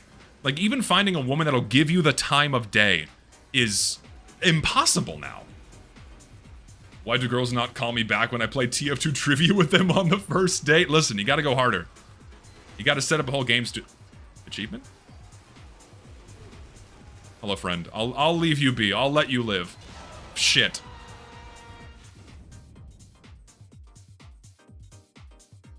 I sound like an incel? I mean, I am. I'm involuntarily celibate. I am not able to have sex! Help!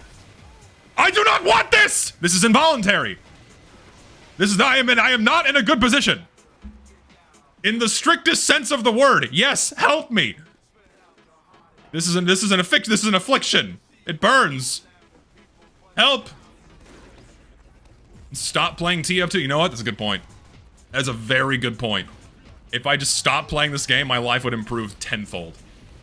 100%. Being gay is good? Nope, no thanks. If that's your flavor, go crazy. I do not want dicks anywhere near me. Hard pass. If that's how you roll, if you're a fan of the man, then go crazy. But not for me.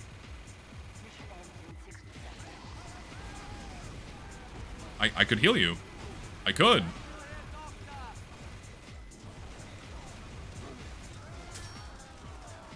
I missed the crit, dude! And I saw the stab happen.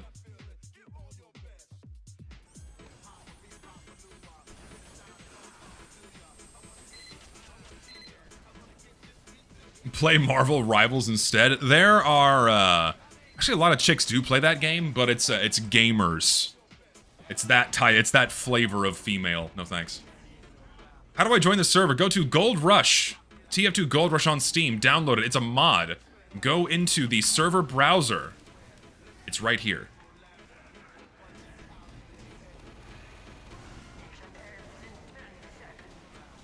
I didn't even know this flank was here. Here, I'll help you. I helped you.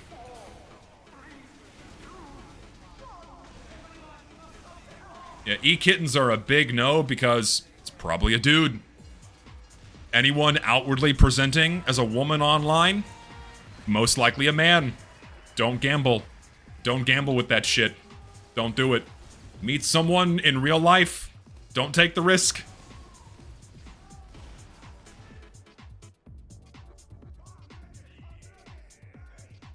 No, I do like Gold Rush. Gold Rush is fun. Gold Rush is very fun. In fact, I will play Huntsman Sniper. Would I date a furry woman that isn't crazy but's nice to me? Sure. I'm desperate, why not?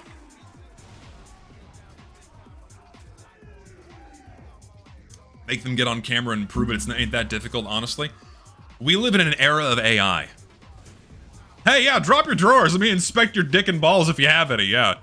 I think, I don't know if people would, like, consent to that. It's true, beggars can't be choosers.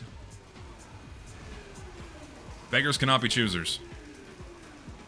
We're doing this again? Hold on, I'll join you. Boys. Where's my... Hold on. What was the default taunt key? G. There we go. We all have to rush out. We all have to start spamming grenades as soon as we walk out, okay? That's what we have to do. This is class wars now.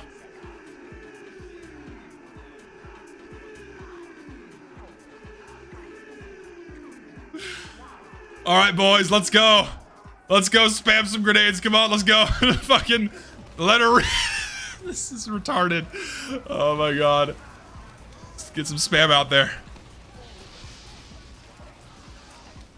Here, boys, you gotta regroup. Come on. Oh. Welcome to the pharmacy. Welcome to the pharmacy indeed. We're still all demo. Come on. We can do it. We can all win. We can win if we're doing all demo.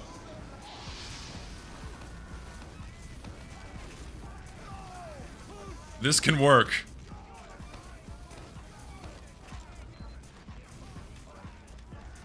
Forgot. Oh yeah, there's a way you can go over here.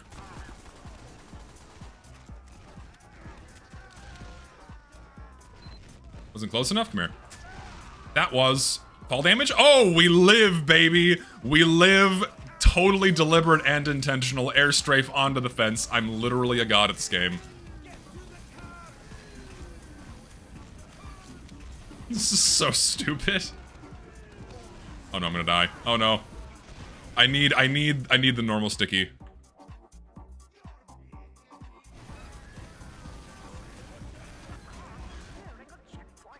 There's a plugin that fixes sprays. Does it actually work? If it works, sure. I should try this. Honestly, not having fun on vanilla TF2 because casual matchmaking is so bad. There's only like 3 decent servers. Yeah, man. Come play Gold Rush. We're happy to have you. TF2 Gold Rush is very fun. How is this fucker not dying? So many fucking bombs just being lobbed into this fucking corner. Oh my god. Imagine wanting class limits in this game. Imagine wanting class limits in TF2 and thinking that's a fun way to play this. Oh my god. Oh, imagine.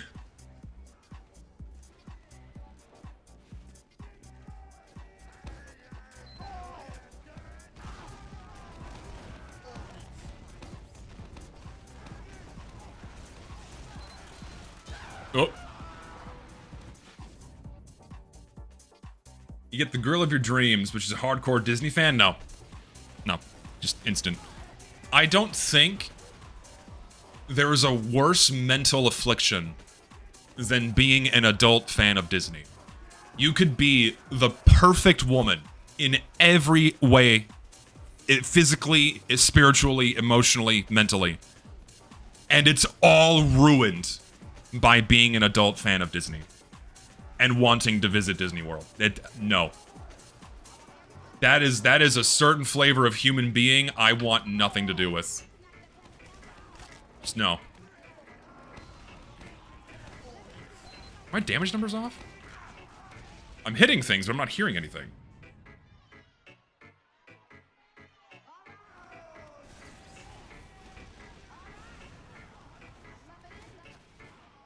Disney before 3D era is okay? No. It's not the it's not like the specific Disney stuff they consume. It's the mentality of wanting to go to a theme park for children at the age of like 35. It's not for you. There's something wrong here. I'm thinking no. Like Disney adults are the ones. I think we might need to diversify our class selections a little bit. We might not win. You know, like if we're talking about the 28-year-old women that spend $5,000 on a Disney vacation, minimum price, by the way, that kind of thing. There we go. There's a damage number finally. That's what I'm talking about. And they like dress up as a Disney princess on the plane. I can't. I'd rather take someone that like walks out in a full-ass like a full-ass fursuit. Like I'd take that. Like that's how bad I view Disney adults. Like I'd rather take someone that wears fursuits on a regular basis than a Disney adult. It can't. I don't get it.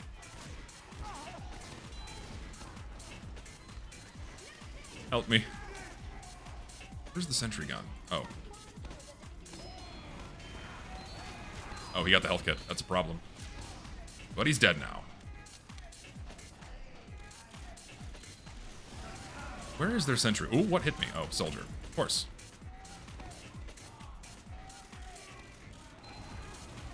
This is such a strange spot.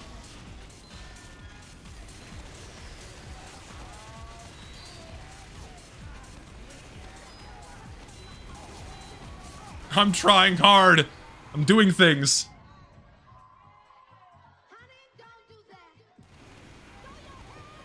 Do I want to become a house husband? No. I think it's generally an unhealthy dynamic for the woman to be the breadwinner. Because biologically, men are geared to be the caregivers and the protectors. Women, usually the child rearers and the nurturers. And when those roles are inverted, more often than not, those relationships fail. So I would rather be the breadwinner and the provider than the wife, preferably. It doesn't apply in modern day, because, you know, women can earn an equal amount of money as men and whatnot, and then they can be the breadwinner. But I do view that as a biological thing. I do, truly. I do.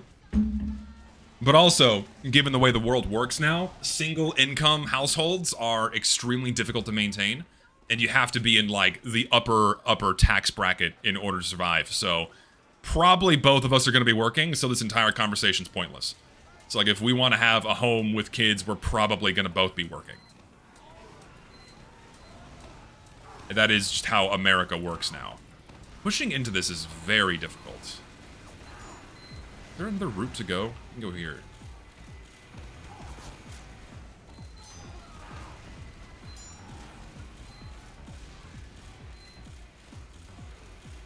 And that's also true. Like, yeah, who's gonna raise the kids, right? Who's raising the kids? If there's no one at home raising the kids, not good.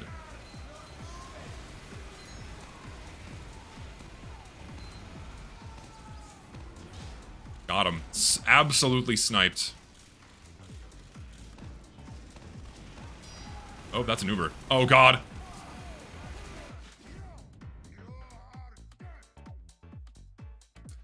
Grandparents? No, yeah. I mean, ideally, other family members would help. But this being the American way of life, usually, you know, it's kind of expected that the parents are, like, hands-off with their kids after they turn 18. And then they're just gone, right? Like, you leave the nest and you're gone. Yeah, and having kids is very expensive. It's really expensive to have a kid. It's, yeah. I don't like thinking about it. It stresses me out. Because, like, I want to have a family, but also, it's a lot. It's a lot. Extended families are the future at this point? Wait, what do you mean? Extended families are the future at this point. I'm not sure what you mean.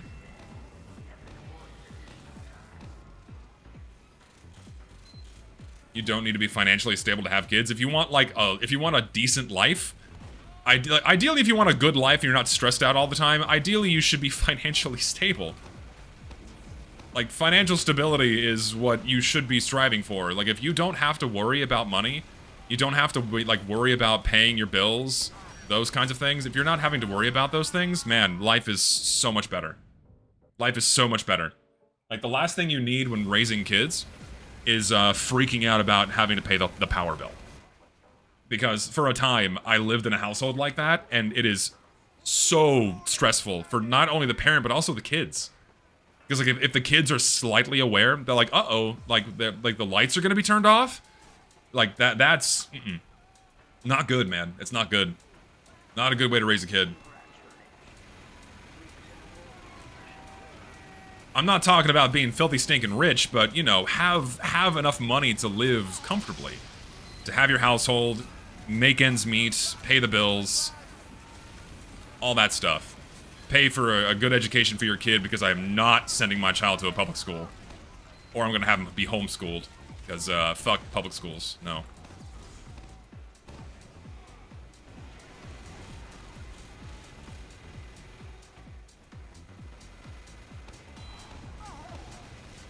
Shit. No bueno. In parents and grandparents or other family members living in the same household, all helping towards the good of the family. Yes, I agree. That's a good thing, and a lot of other countries do that. But in America, when you're 18, you get kicked out of the house. You're done. That's not, and thankfully, that's not the case for me. But that's how most people live in America. Is as soon as you turn 18, you're gone. Like you don't live in the same house.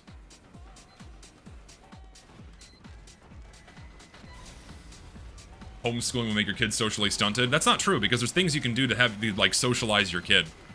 I think that's a myth that scares people into not having their kids be homeschooled. I think it's a healthier thing to do, to homeschool your kids, because would I rather send my kid to a school where like there are criminals and like fights and kids bring guns and shit? No thanks. Like public schools aren't safe. I don't want to send my kid into an unsafe place. No thanks. When it comes to socializing my kids, what I'll do is I'll just, you know, socialize them with other neighborhood kids. Local community shit, that kind of thing. I moved out when I was 18. I lived alone from age 18 until 29.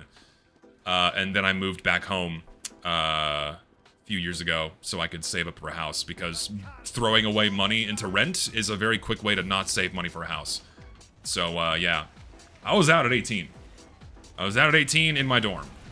And then in an apartment for 9 years.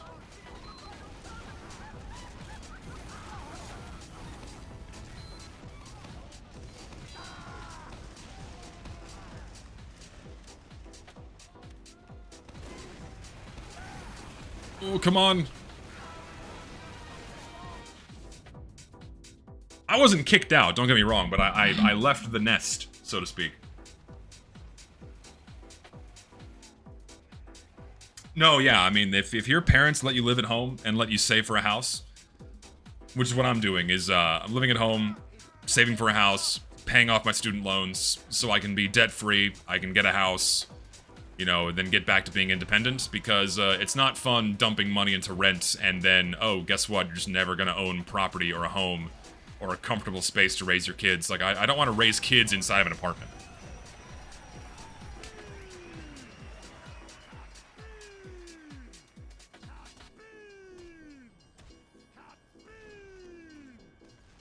Just left it at 21, but now I'm living in someone else's parents' home. It's temporary, though. I think, generally living alone and sharing costs is a smart thing to do. Somehow we did it. Somehow we won as mostly demo men. Pretty amazing. I think I'm gonna go play Soldier. With, I'll use the buff banner. I haven't used the buff banner in a hot minute. You have to choose one game and its entire legacy to delete forever. Zelda, Halo, or Team Fortress 2 or Half-Life. Zelda. Because I like Zelda fans the least. I dislike Zelda fans the most, so I choose that one to be deleted.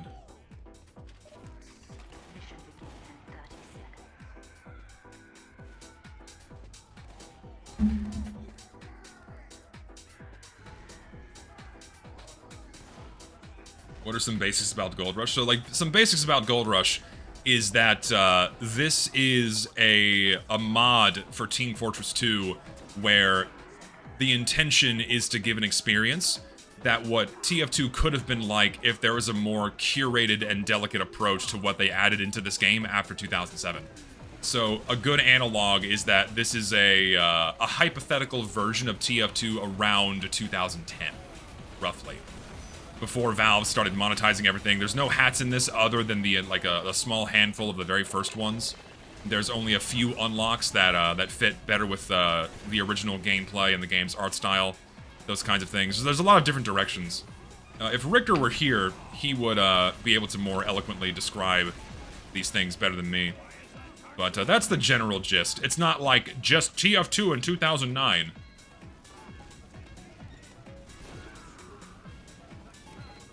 Oh, you are. Got him. Yeah, I will still say Soldier's like my quote-unquote main. It's the class I've played the most, the class I'm the most comfortable with.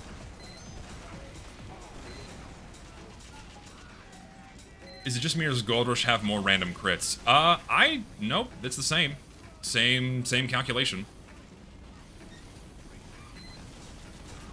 kicked out of the house when turning 18 for what, so the parents can be more independent. I mean, that's like the mentality is like, oh, you know, you have to go get a job and get a house because, I mean, you used to be able to do that. Is, you know, when you were 18 in like 1955, you could get a minimum wage job and afford a home, so on and so forth. And for whatever reason, older generations have just kind of carried that expectation through and still expect people to be able to do that, which you kind of can't now because cost of like the buying power of the dollar has decreased significantly.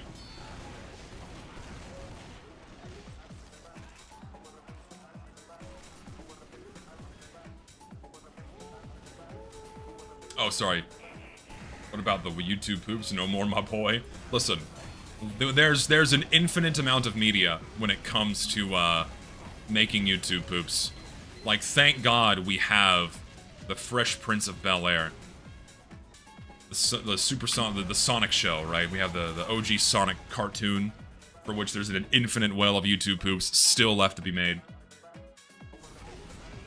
Now you leave college with tens of thousands in debt, if you're lucky, and you try to apply to jobs that you want to have years that want you to have years of experience already. Yeah, college is, in my opinion, outside of a very select number of degrees, select few degrees, college is mostly a scam, and it's not worth your time.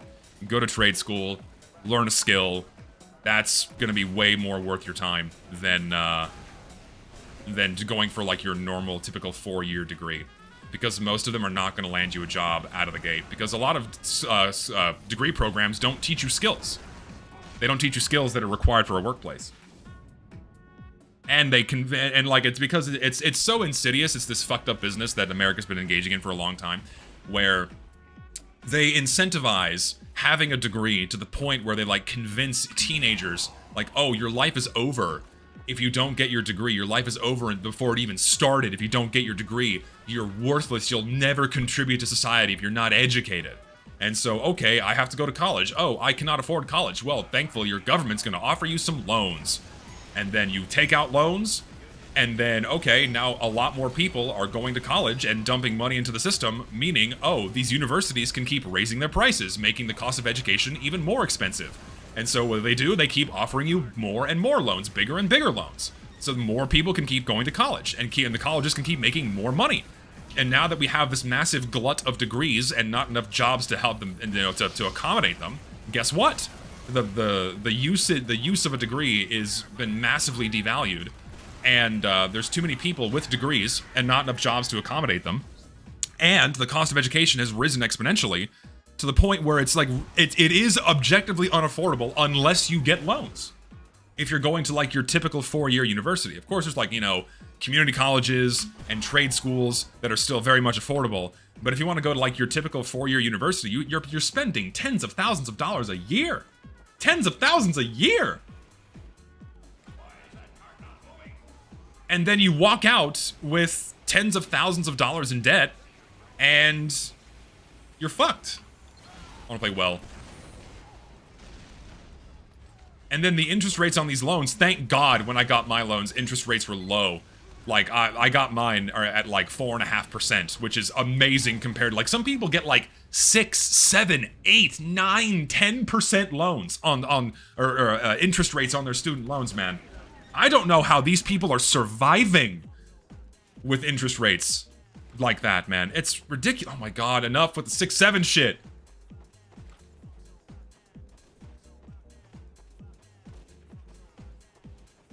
Yeah, and then, like, they're convinced that they need to take out these loans, and then they walk out of school with $150,000 in debt that they can't pay off. And it's all by design to make these, you know, it's a constant money train. It's a never-ending money train. Thank you.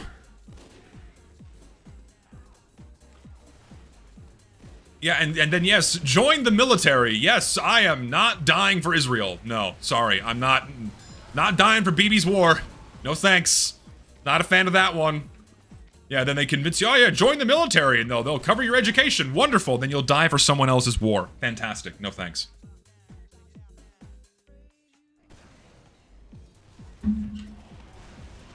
No.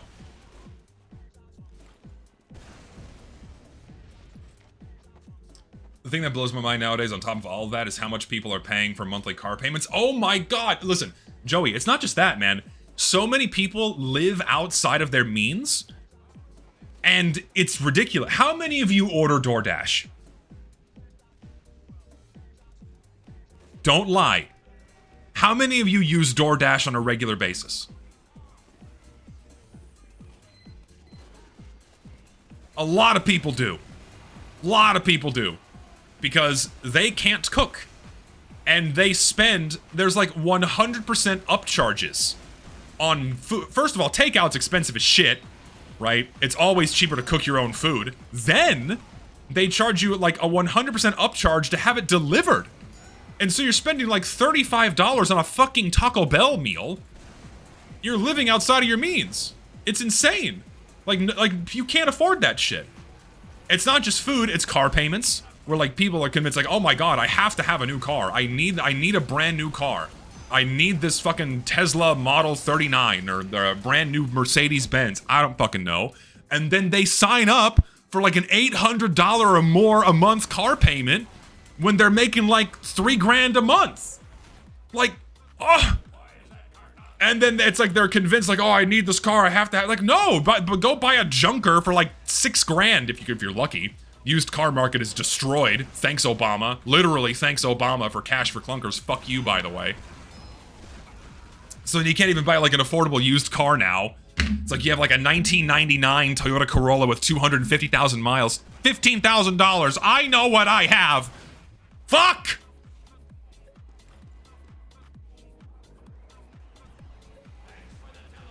Tips used to not be required, but restaurants realized they could pay their workers less if they enforced them. Fun fact. No, yeah, and like tipping culture in America is awful. Tipping culture in America is terrible. Where companies don't like pay their employees enough, so they live off of tips. Yeah, $600 car payment plus $200 a month in car insurance because you're in your fucking 20s. Never, ever buy a new car. Never, ever buy a brand new car. The second you drive that shit off the lot, it depreciates by like 40%. Do not ever buy a new car. Never lease a car. Never lease a fucking car. Save up for a used one and just buy it outright. You own it. You just have to pay for the insurance. You're done. Never, ever get into a car payment or buy a used car. Never fucking do it. It's a waste of money. You're signing yourself up for a nightmare. Never fucking do it. Ever. You're gonna regret it. It's gonna be a horrible time. Don't do it. I think my team woke up finally. We remembered there's a point to cap.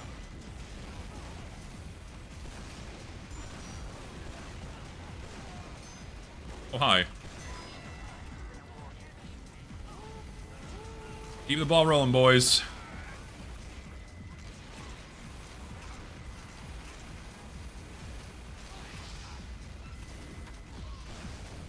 I don't think we hit anyone with that, but okay.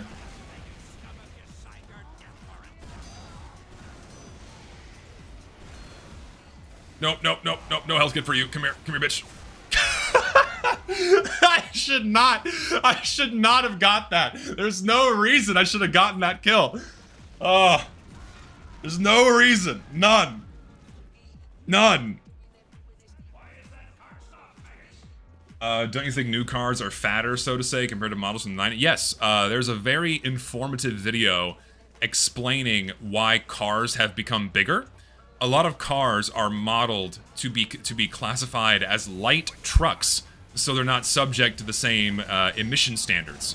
And so they're cheaper to make, and then they can sell you more car for more money. And so it's not your imagination that cars have been getting bigger over the years. It's a deliberate tactic so car companies can make more money. I don't recall the specific video, but it was very, very good. Oh, no, run. Oh, get out, get out, get out, get out.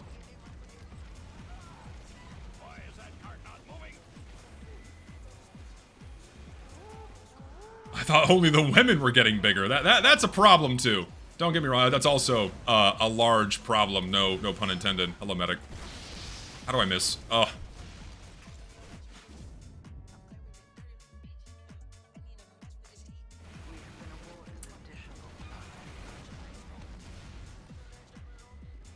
Hate how something gets worse almost always comes back to money and greed. Usually, yeah. That is true. It does usually involve money. Money and power. If not money, it's power. We have to cause some disruption back here. So many people with low health right now. Like him. What degrees are worth it nowadays? God, man. Ugh. I feel like it changes year after year. I don't know if I'm a good source of information for that, but I can tell you what degrees are useless. Any degree in the arts is 100% useless. Don't get a degree in the arts. If you're doing that, stop. You're dumping money into something that's never gonna earn itself back. Stop it. Your degree in communications or your degree in fucking history or any kind of language or anything like that. Your bachelor's of arts of anything is not gonna get you a job. It's not. Unless you want to be like a preschool teacher. Do not become a lawyer. Don't. Law school is there are so many lawyers. Do not do it. Like computer science, probably better. Computer science better. Like learn to code. If you know how to code, you'll probably be able to get a job. Coding is a valuable skill.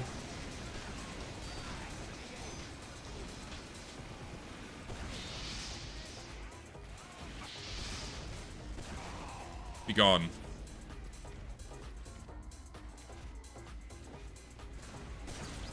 Oh, he was very, very hurt. Fuck.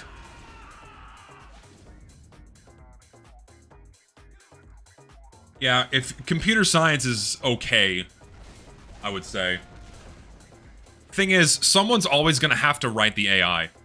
That's the problem. There's always gonna be the starting point of someone's gonna have to update the AI and write the AI. It's never gonna be a self-sustaining system. No matter what the movies tell you. Why are you doing this? Why would you do that to yourself? It's so much to live for.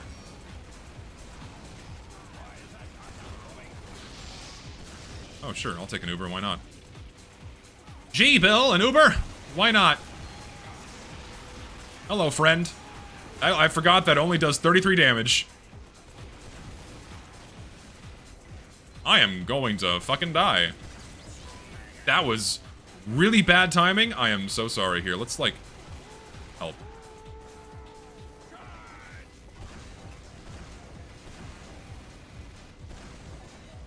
Oh, dear. Shit. Yeah, you're always better off getting a trade. Like, genuinely.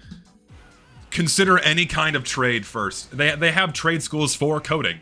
You don't need a 4-year degree to learn how to code. They have trade schools for that. Yeah, don't lock yourself into a 4-year university. It's gonna be a mistake. Like, don't think that's your only path for a future. In other words, don't let anyone convince you that that's the only way you're gonna have a future, is with a fucking 4-year degree. It's not. Because that is a level of devious manipulation to make you permanently attached to the government via a monthly payment, so they're always getting more money from you outside of your tax dollars. I random crit the job application and now I'm an astronaut. Hell yeah. There are no jobs. There's jobs, just jobs that people don't really want to do, you know? There's jobs out there. If you're in a place where college is free, then whatever. I'm talking about America. I'm talking about the American education system. If you're in a place where college is free or dirt cheap, go for it. It ain't gonna hurt you.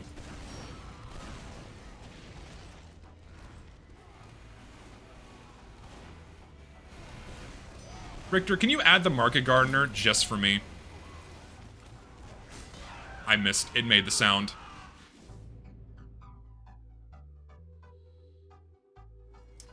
Well, no, yeah, the sheer volume of job openings that are fake, those are for data scrubbing. They're meant to get your data. So people apply to them, and they never fill them. They're just collecting your job applications to feed into AI or whatever. Yeah. That's why job websites are usually not the best route. Usually, like, hey, go, you know, nepotism is good.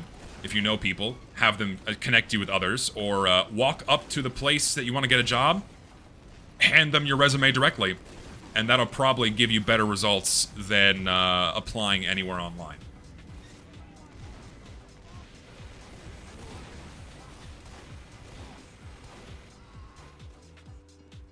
Oh yeah, America is very much a car-based culture. You need a car to live, basically. If you're not within like because our public transportation is shit. In like 99% of places, there is no decent public transportation. We have some buses, but they don't really get you where you need to go. There's no trains or trams outside of a handful of cities. So you have to have a car to get anywhere you need to go. And so you have to get, car insurance, gas, the cost of the car up front, if you're not having a monthly payment. Yeah, Ubers are expensive, taxiing's expensive. Yeah, so you do need a car to live in America in order to get anywhere. Like, I can't just walk to my grocery store. It's too far.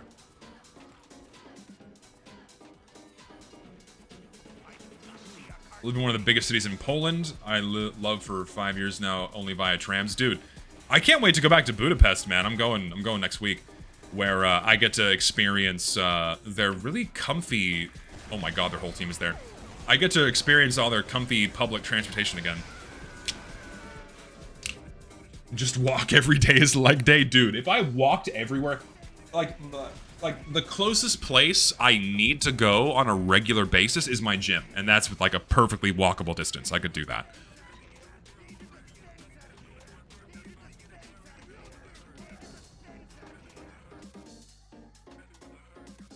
Also, yeah, it's what is it, 102 degrees today? Yeah, I feel you. It's 102 degrees today. I'm not walking to the store in this shit. I live in a place where walking outside is usually a death sentence in the summer. Outside of fall and winter, it's not a fun time.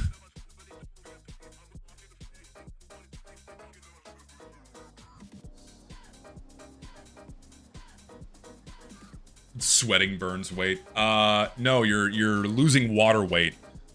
So, don't be fooled. Do not be fooled.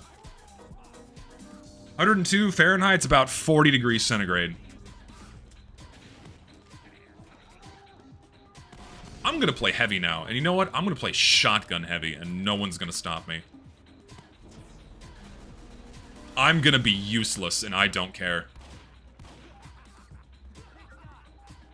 When do you think I'll stop playing TF2 completely? When I don't have the time.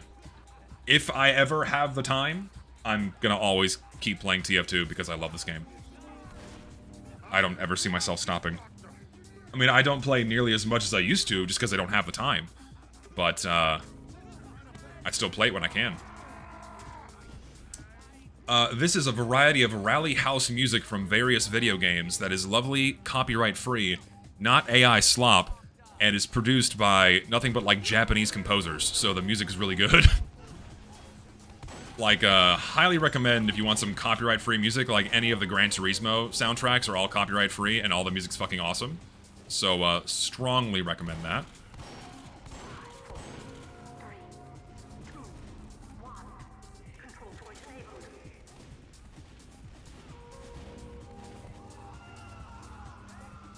Well, there's no one here, so,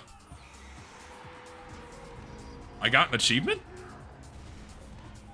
I don't know which one it is.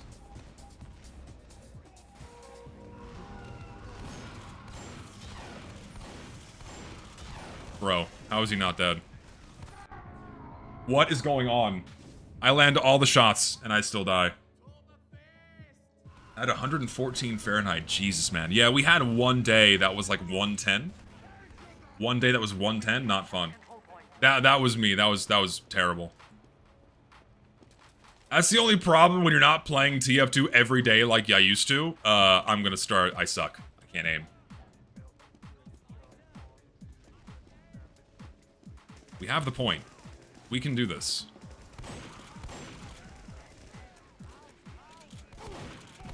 Oh no, there's overheal. Ooh, God. There's some action over here. What am I hearing? I hear action. Found taking breaks makes my aim better. Does it?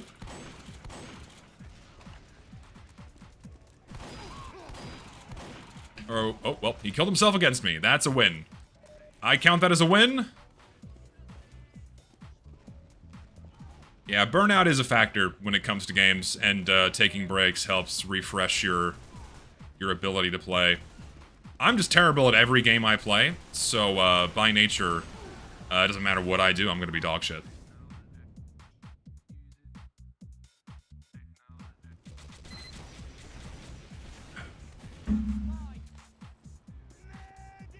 No, I don't like games like Mugenics. They're not for me. It's not my flavor of game.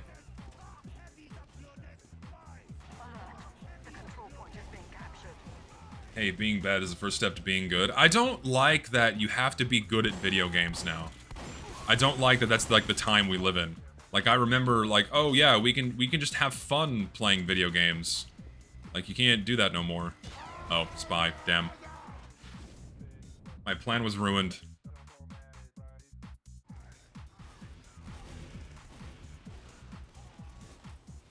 Like now you have to be good at a game. Like it's not just having fun anymore. It's like you have to get good, grind the game. If you don't have 5,000 hours, don't come back and talk to me later. Yeah, you have to be good at the game now. If you're not good, scrub bad son. Like damn, I just want to have fun. Jesus fuck. Like why do I have to be a comp god now? Like, if I'm not performing at maximum capacity, slaving away at this game non-stop, then, like, I'm bad now.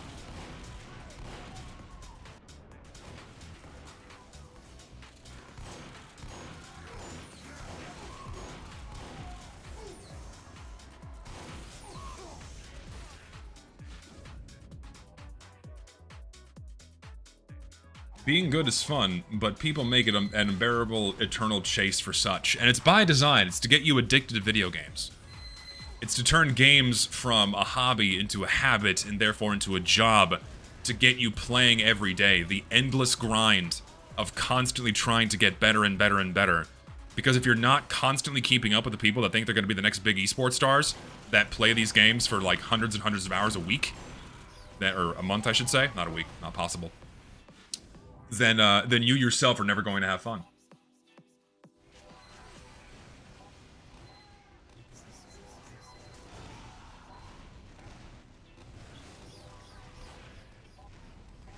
No, yeah, and then they tried to transition TF2 into an esport because it just makes them more money. It does. It just makes them lots of money. I have to swap to a minigun.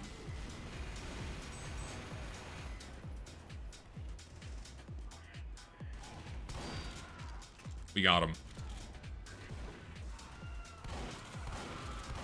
Oop, this is all my shots. Hold on. Reload.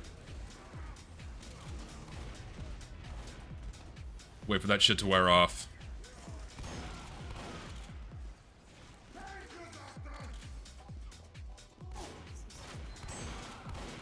Oop, that is no bueno. Hold on. We gotta... I can just hang out back here. I can do this all day. Here. Alright, fine. Fine, I'll use my minigun.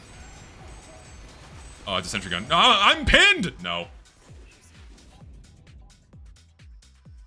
Old minigun view model or new? Old. Old. Oh, the old one just looks better.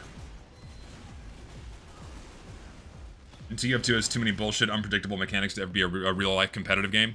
Also, just by nature of its design, it was not meant to be a competitive game. Like, the game was designed to be, you know, 12v12, larger server groups. It was, you know, having 12 people per team is not conducive to a competitive environment in any video game. So, yeah. It's no surprise that the way you make it to become an esport is by changing how it behaves fundamentally, so it accommodates a competitive space. You have to remove, like, 4 out of the 9 classes from, 5 out of the 9 classes from most of play, minimum, in order for it to become an esport. And then on the flip side, you limit to just 1 of each in 9v9, but then organizing that at a minimum is chaos. Organizing 18 people to come together and play in a Highlander match is like a job in of itself.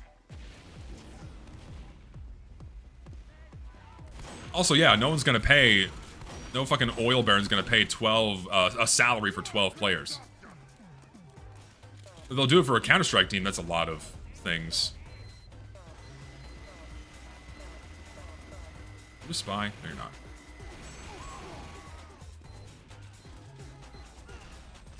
Oop, he's, oop, I sense danger. I'm leaving. There's too many things up here. Hello, medic.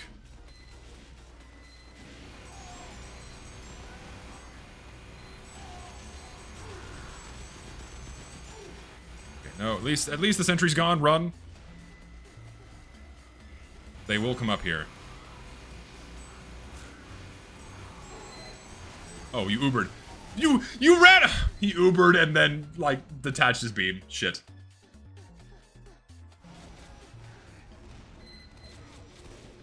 Is it just me, or is Heavy's hand on the pump noticeably twisted? Looks fine to me. Wait, hold on. Oh, yeah, why can't I see...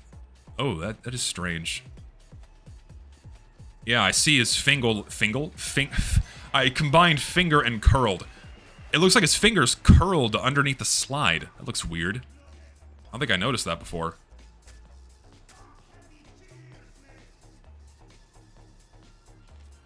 Let me see.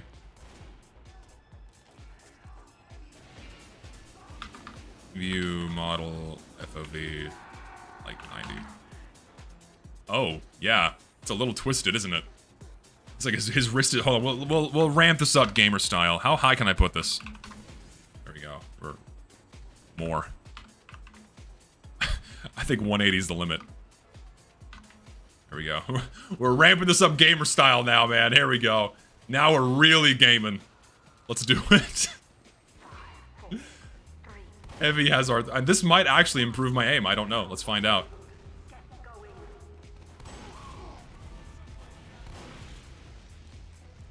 This could actually help my aim.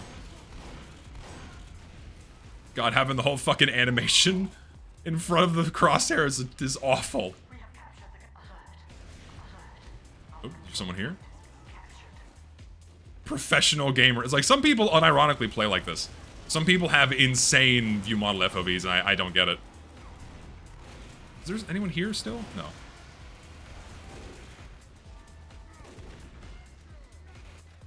Here, go bait them. And I'll hit them. Nope, they're not coming. Go this way.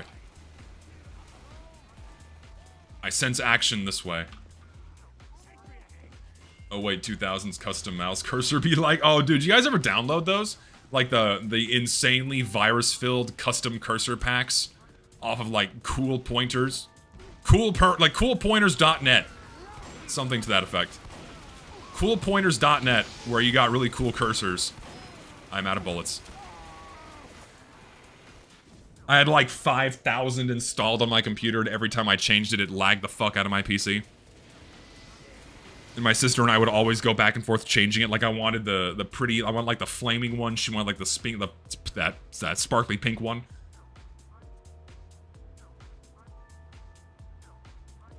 Wasn't it planned for TF2 players to not be changeable?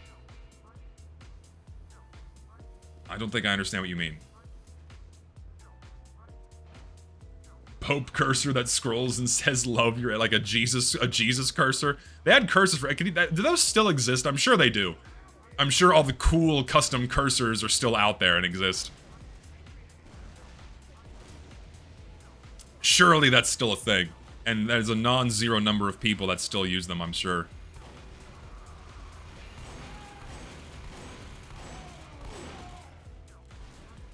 God, the reload animation is so jank. Let's get closer. Oh, take a random crit. Throw a random crit in there.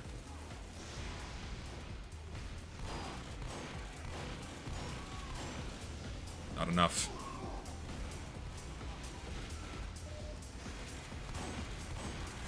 Oh, this is bad. This is bad. This is bad. I got him. Highlander is the closest thing to what TF2 competitive should have been. Sixes just feels like an entirely different game. Like you stated, so many classes are absolutely shelved. No, yeah, I agree. The closest thing, the competitive format that is spiritually the closest to vanilla TF2 is Highlander, just by nature of having one of each class there. The only problem is that, again, organizing 18 people into one server is a nightmare. The community has a nightmare with it, but then trying to form a matchmaking system where you have 18 people of roughly equivalent skill, that is already challenging. But then having a class limitation of 1, where there's not an equal number of each class in existence to pull from, it's a nightmare. We're doing the minigun like this. I can't see shit! I cannot see shit! Because the muzzle flash goes with it. Oh my god. It just blinds my... He can't see shit. Listen, we're doing the view model for the funny. We're doing the view model for the funny, alright? There's no other reason other than it's funny.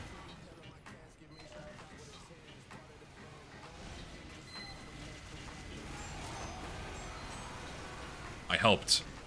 Even though I can't see.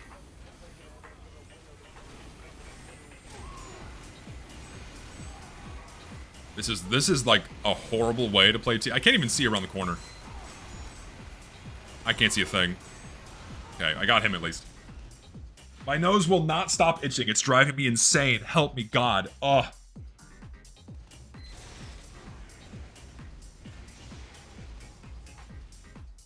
Yeah, Face It tried the competitive 12v12, and I think we all remember how that went. I think we all remember how that went. I think that was like that was something that like really put me on the stage as like, oh my god, he's just the angry guy. That was like the first big thing, you know, that I did that people are like, oh my god, this guy's actually like so based and true. Based and truth-pilled. I'm putting my FOV back, I can't handle this. That was the beginning of my always objectively correct arc in the TF2 sphere. Was the Face It shit. I called it.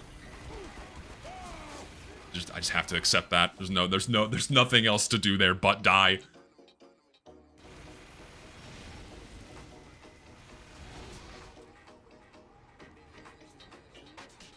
Meant wasn't it planned for weapon view models to be unchangeable, so weapons obstructing your view could be something in gameplay? Well, that is a whole point. Yes, that is true. The idea of having these view models is that it makes you, you know, it makes attacking more of a commitment, because your weapon obstructing your view, or like a reload animation obstructing your view, is something you'd have to take into account whenever you're playing. Those were like deliberate and meaningful changes, or decisions on Valve's part, you know. I'm gonna die, back up.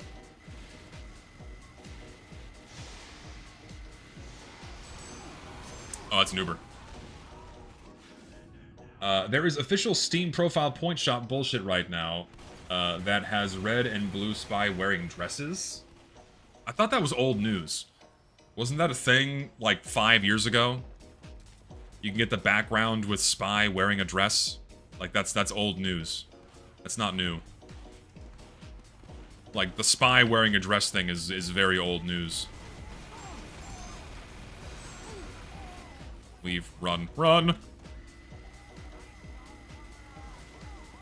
Do I plan to stream more often? I already stream 3 days a week, and that's already, like, too much, I think. With what I'm doing now, it's probably good. If I want to maintain a decent balance with still putting out videos in a timely manner. Because I could have spent 3 hours today not streaming and working on the next video, but instead I choose to stream. So here we are. No engineer, no... Here, get rid of all the aggressors. You... Dispenser pick, dispenser down. All very important things, and I'm dead.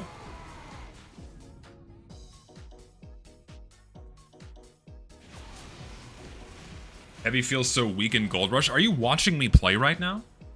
Are you watching me play Heavy? He's pretty good. I can swap to the Natasha and become worse if you'd like. Ooh, no, that's not good.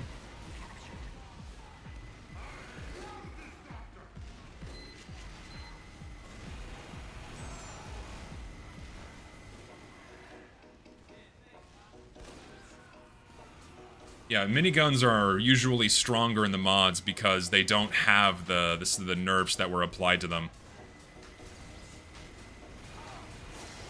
Oh, this is very bad. This fucking sentry gun, get out of here.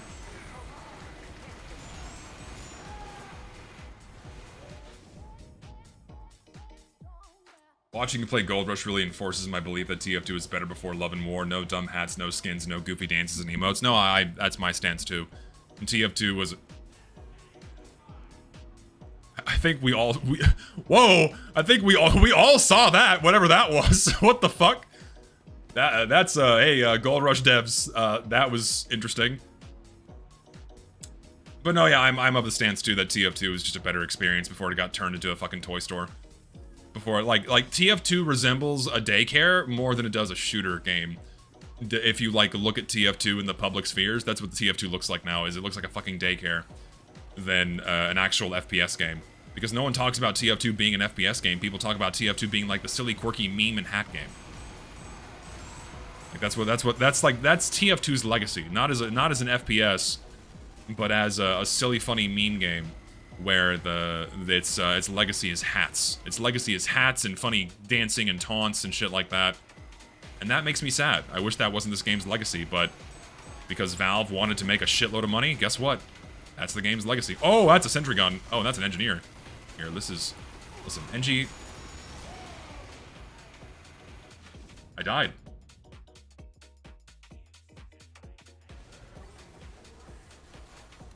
VC got old and no longer... Huh? A shooter game that's charm comes from the game design and character design, and a lot more than that, too. And all of that's been diluted with dog shit. And it's a shame that, like, people are so conditioned to just defend and elevate these toys and things. Like, oh, that's what TF2... Like, TF2 is about... TF2 to me is spending the money. TF2 is about seeing the silly taunt, and when I see the silly taunt, Richter put this so funny in fucking Idle Time. You know, it's like I see one guy do a taunt, and then another guy does a taunt, and it reminds me that he spent money, and that I also spent money, and we both spent money. We're both showing off how we both spent money, and that shit was just so funny. Like that's like the legacy of TF2 to people.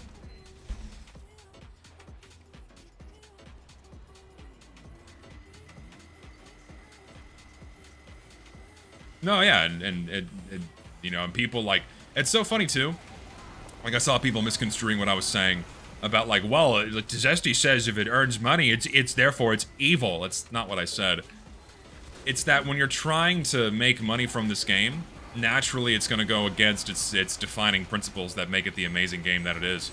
Because when you're selling trinkets for people to buy, whose value is in its visual quality, you have to make it stand out from what this game is. That's why you have unusuals. That's why you have a fucking banana hat.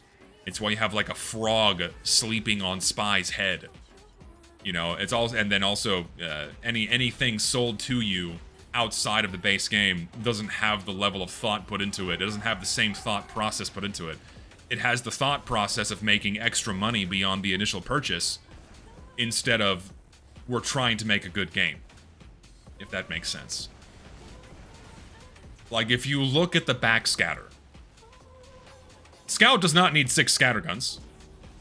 You know, 2 was fine. He doesn't need 6. 2 of them are used most of the time. Well, really, it's just the normal scatterguns used most of the time. Scout did not need 6 scatterguns. And then if you look at the backscatter, why was the backscatter put in the game? Seriously, ask yourself that question. Why was the backscatter placed into this game? Was it to address a gameplay problem? Was it to make the gameplay a better experience or a more complete, fleshed out experience? Or was it to make money? The backscatter, amongst many other unlocks, were placed into this game strictly to make money. And so when you're designing game mechanics with the priority of making money, that's not conducive to a well thought out, balanced, and memorable experience. Because if you look at the backscatter now, who uses it? Who uses the backscatter as like their main gun? Most people don't. Who uses guns like the loose cannon as their main gun? How about the fucking, I don't know, the fucking Hue Long Heater? Who uses that as their main gun all the time? These things were placed into the game to make money. And so naturally, they don't have the same amounts of effort and thought placed into them and how they mesh into the gameplay than all of the original unlockables, or sorry, all the original weapons and like the first handful of unlockables. And like, that's not discussed enough. Working on a video about that, by the way. Lots to be said there. The backscatter is put in the game to be fun, and see, they got you. They got you. It was the hats were put in the game because hats are fun. Unusuals are put in the game because unusuals are fun. I like the pretty pink sneeze particles. You know, and that's the point. They were put into the game to get money from you for the dopamine. They're not part of the actual. They're not contributing in any meaningful way to the base experience. They're not completing the game. You know, they're not improving the game or fleshing it out.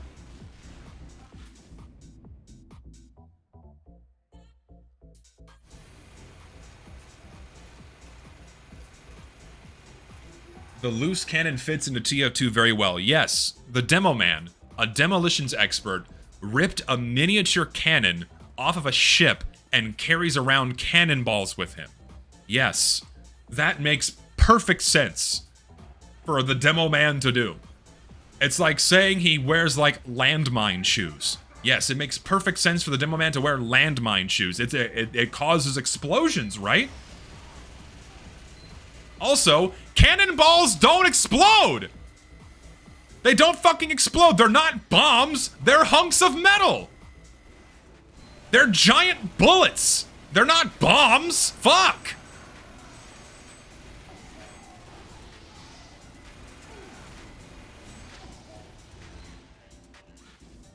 They're giant globs of lead that blow through something to tear it apart.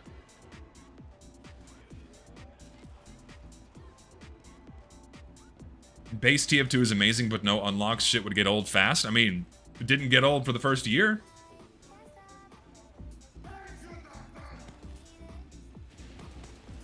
Of course, TF2 would not have nearly as much exposure and wouldn't have grown in terms of its raw player count to where it is today, or where it was, I should say, 10 years ago, if Valve didn't absolutely pump it full of shit for you to buy. That is true. But, you have to wonder what the trade-off is for that, right? You have to wonder what the trade-off is.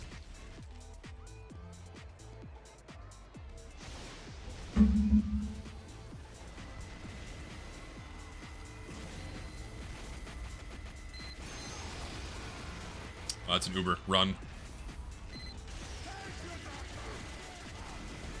Sentry guns are, like, really good up here.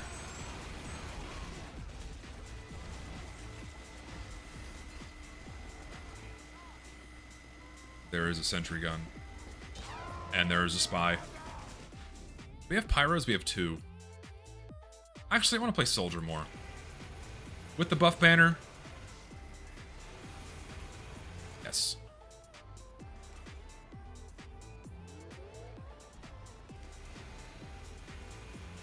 Yeah, with TF2 without any new unlocks would suck. Wait a minute. I think the game would be fine without the backscatter.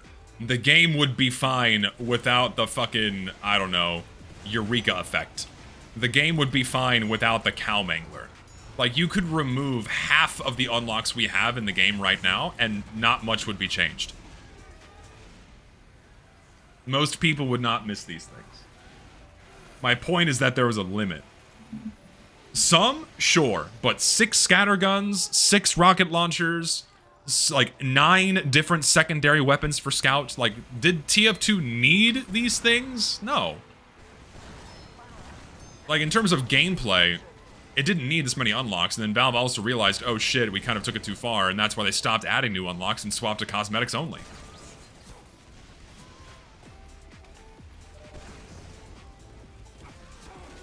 Where am I getting shot from? Oh. Thank you, sniper.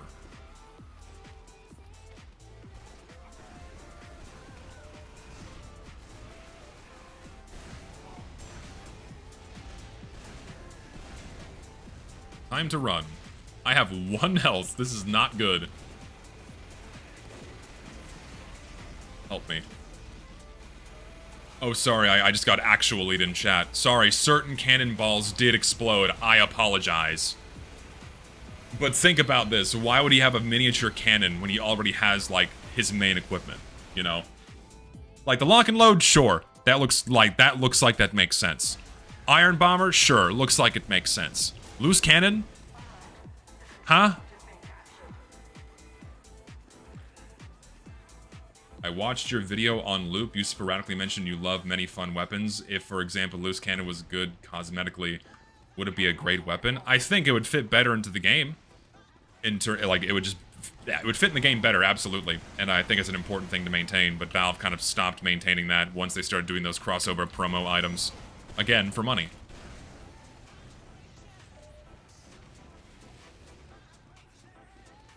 Like, I'm not complaining about the loose cannon's mechanics, I'm more so discussing its aesthetic.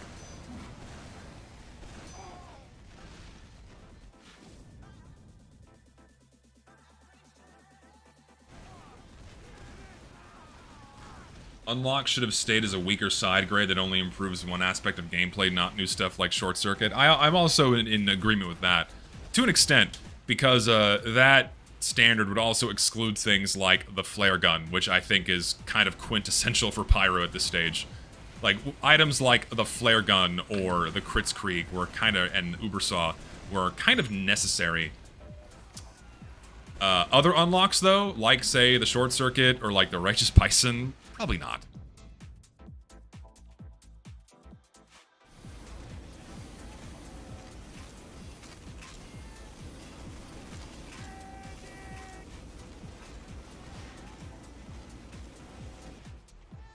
Like, if you look at the number of, you know, medics, right?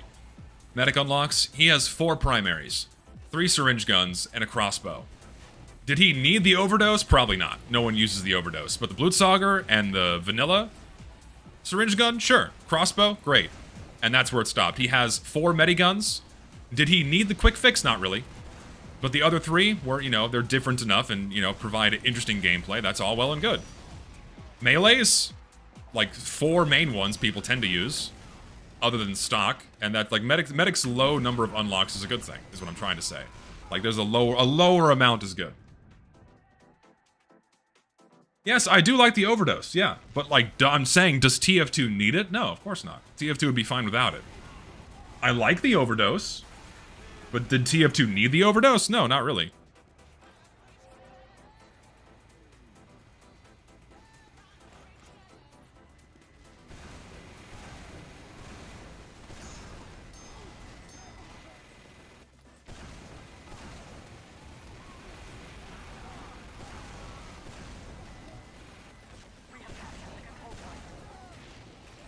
I gotta reload. Quick fix should be removed. I mean, if I had the keys to the kingdom, you know, and if I was, like, wanting to like, cull things from TF2, the quick fix wouldn't be that high on the chopping block. You know, if I had to pick 5 things to remove from TF2, it would be Short Circuit, Razorback, Vaccinator, what else? Short Circuit, Razorback, Vaccinator, what else is AIDS? Current form of Darwin's Danger Shield also can go. It's the dumb, broken bullshit. And then, say, Wrangler. Yeah, Wrangler's a good choice. Yeah, those 5 things I would delete immediately. And the game would, and the gameplay would be better for it.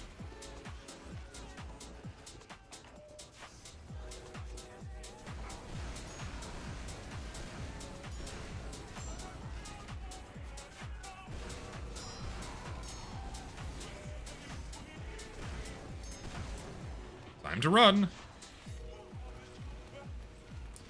And yeah, if Demo Knight was removed, I would not miss Demo Knight. I would not give a shit if Demo Knight was removed from the game. It doesn't mean I don't find Demo Knight fun, but I just wouldn't care if it was removed. Like, I don't miss it when I play Gold Rush. I'm not, like, fucking itching for Demo Knight, just like, whatever.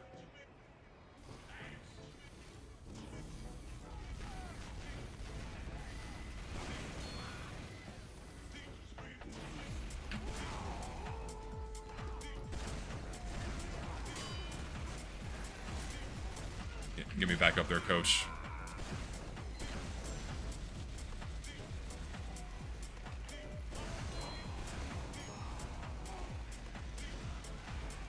21. Your Eternal Reward is a much better chain stab weapon than the kunai. I would say no, because instantly topping up your health, if you know how to, like, strafe and get stabs, you just don't die. The Year is also good. I would not call it the better chain stab knife, because it relies on players being stupid.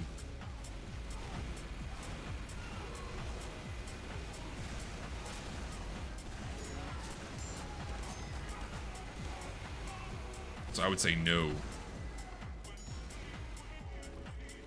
I like the Year, though.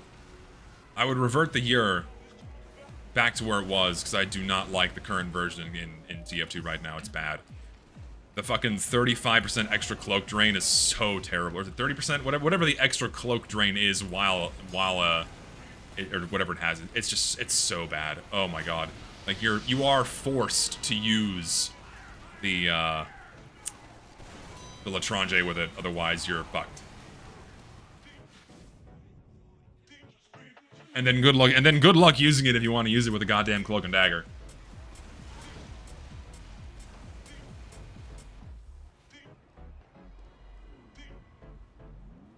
My issue with unlocks is that it introduces power creep, like why would you use a shovel over the market gardener?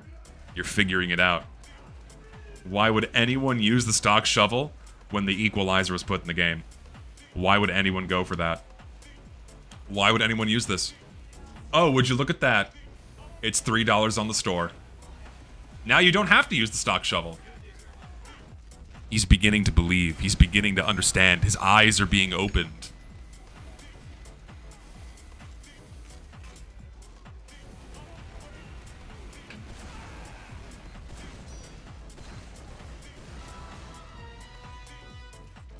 Disciplinary action OP. It's certainly very good.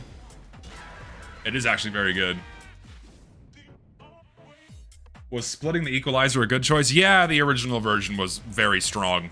Like, stupidly strong. So it's good they split it. The old version is very fun, but it needed a nerf. It was too strong. Did TF2 really need anything else after launch aside from new maps? Yeah, there were certain aspects of the game that were unfinished.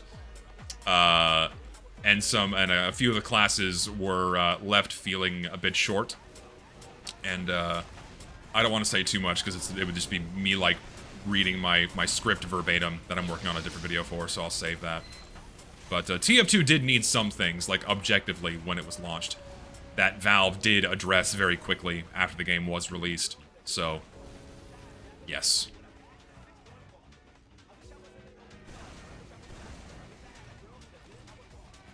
So there's no one here.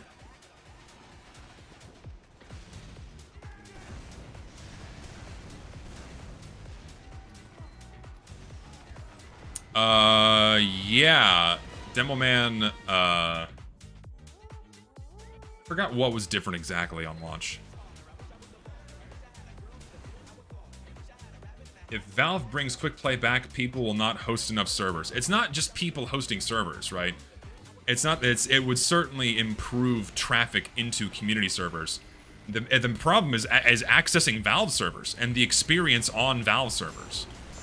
Because that's what most people want, is the Valve server vanilla experience. And that experience is terrible right now, thanks to the casual mode system and the server rule set that it uses.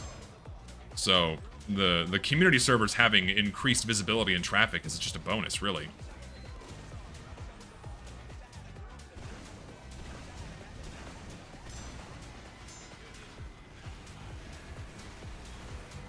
Oh, that's an Uber. That's me leaving. I have to remember, this thing makes me move faster, too. I always forget that. Yeah, they did nerf his damage, because he was strong. Yeah, that was it.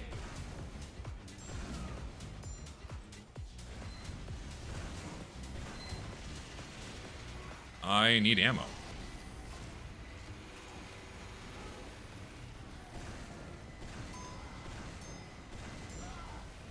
Okay, now we can do things. Now I think we can do things.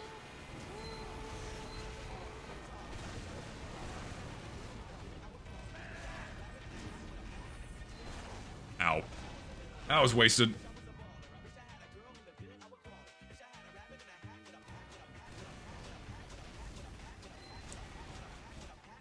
Only the equalizer and market actually function as melee? I think a lot of other, I mean, the fucking equalizer, the escape plan, market gardener, disciplinary action, those are all totally fine as melees. How about this? Remove the current casual rule set, replace it with a quick play rule set, keep the casual UI and stupid stim badge. Like, the UI is of no consequence. Who gives a shit about the UI? Like, we care about what's happening underneath the hood. You can turn the UI into a giant green cucumber. A giant lime green and purple striped cucumber dildo. No one would give a shit. I wouldn't give a shit. I just care about how the servers play, man, because the experience is awful. That's what I care about. The UI is, like, literally inconsequential. Who gives a fuck? People change their HUDs anyway. It doesn't matter. People have custom HUDs anyway. Makes no difference. Like, the UI needs changes, because holy fuck, having 130 maps is terrible to sift through, so they'd have to do something to improve it, but, you know, beyond that, whatever.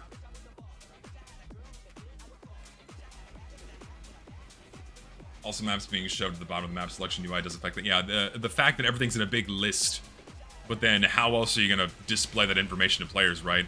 Like, other than a list, what would you use? I mean, the problem isn't a list. The problem is that there's 130 maps in the fucking game. That's the problem. It's ridiculous that there's this many maps. It just should not be this way. It'll be interesting to see if Valve ever does anything about that, or if they're just gonna leave it as is. Come on, let's go. Oh, there's like nothing here. Are you just not gonna Uber me? What are you doing? I guess he's just gonna bait me into an Uber. There we go. Finally, he does it.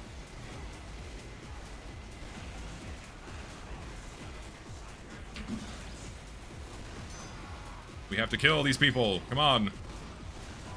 There we go. We're trying. Yeah, there's some kind of rotation or just flat out removal of some maps would be phenomenal. There are just too many. It's insane. Yeah, you can't. Why would you ever queue for Hydro? You're never going to be able to play it.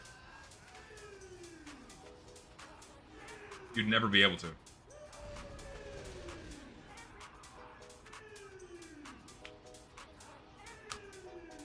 Back in 2021, it was manageable with the amount of maps we had. It wasn't great, but hey, I could live with it, but now it's so fucking big. Yeah, back in 2021, like before summer updates became a thing, TF2 just had, what was it?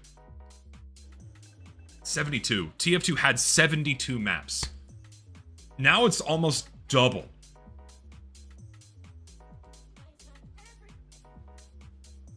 What? Or was it 73?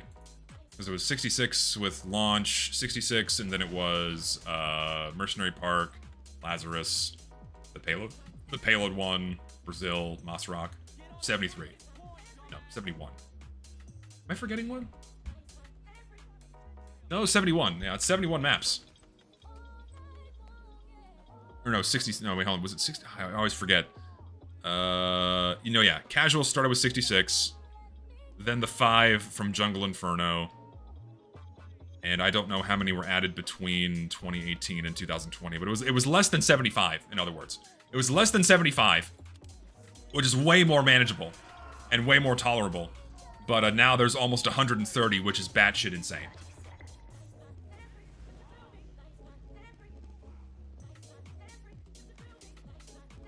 Did I get any new Hot Wheel recommendations? If you have Hot Wheel recommendations, by all means, sign me up. Love me some Hot Wheels.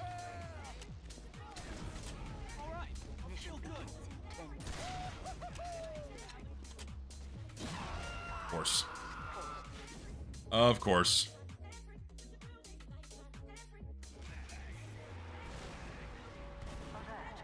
In 2021, only Payload and High Tower are playable. I mean, now it's just only Payload.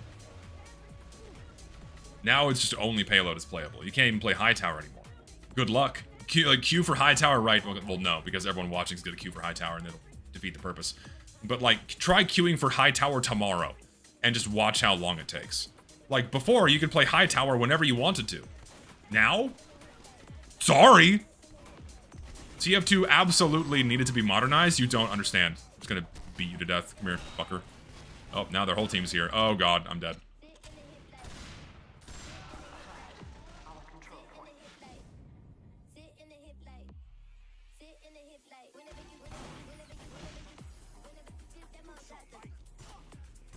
Iron Bomber should have no splash damage? I can immediately disregard that. You could play any payload race map when you wanted to. You used to be able to play any... You could play any map when you wanted to. There was no issue finding any server running any map that you wanted. And then casual mode came out, and then guess what? You couldn't! It was done!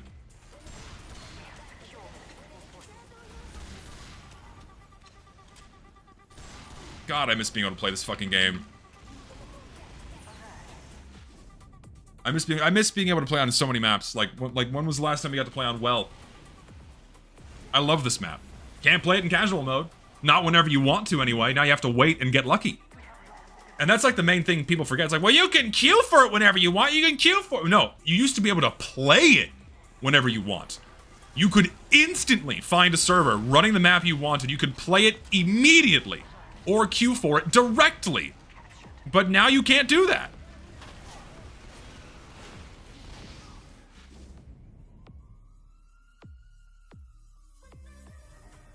No, you could not complete contracts on non-Valve servers for obvious reasons, because people would exploit them and farm them. So no, you can only complete contracts on Valve servers. That started with Gunmetal.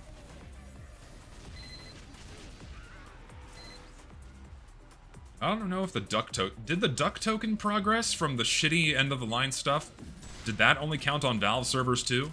No, it didn't, because people were farming them too. I remember that. People were farming duck token and shit. That I do remember.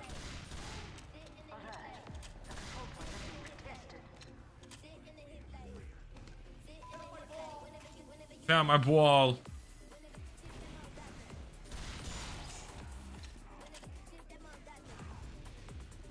That's actually a good question. What is my favorite ice cream flavor? I don't know. I think if I had to pick... My all-time favorite ice cream flavor, and this is Ultra America Giga Slop, okay? This is Ultra America Giga Slop. Be ready for this. Baskin-Robbins had a deliciously amazing chocolate eclair flavored ice cream. It was chocolate ice cream with like the eclair bread pieces with like a cream swirl. That was so fucking good. And they only ever served that for a limited time, and I've never ever had it again since I was a kid. That's my that was my all-time favorite ice cream. I miss it so much. There was another flavor of like really good ice cream I had. Believe it or not, it was vegan ice cream. There's a vegan ice cream that I had. I forget what the base of it was because it's non-dairy. So you know it's absolutely full of sugar. You a spy? What are you doing? It's absolutely full of sugar. And it was like this... It had like curry spices in it. It was really good, man.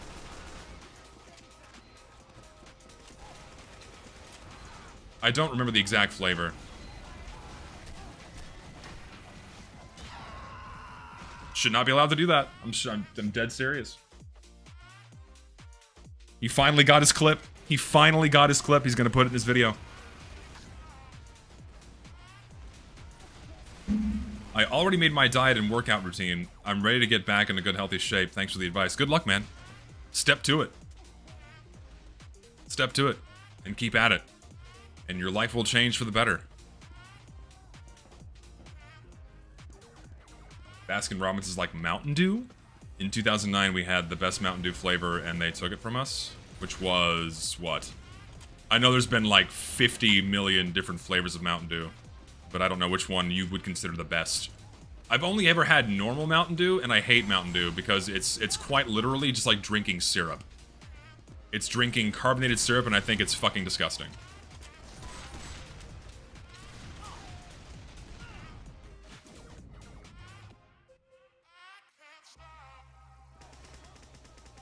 Mountain Dew tastes like floor cleaner and corn syrup. I also blame Dane for trying to enforce competitive balancing into the main game. It is insane how closely Valve listened to YouTubers and reacted to what they wanted. And I do genuinely believe that Valve was absolutely, like, relying on the fact that big voices were calling for these things. It kind of enabled for them to make the changes and steps that they did towards casual mode. Because, you know, in the public's eye, it's what the public wanted, when in reality it was a small handful of YouTubers and competitive players, and then everyone else kind of was along for the ride. So. And then we all suffered for it. But also, a lot of normal players got swept up in the hype, man. A lot of people genuinely thought that, like, oh my god, this is what TF2 needs. TF2 needs this competitive update to survive and fight against Overwatch and whatnot. And boy, were a lot of us fooled. We were, not a lot of us, all of us. We were all fooled, thinking that that's what the game needed. It wasn't.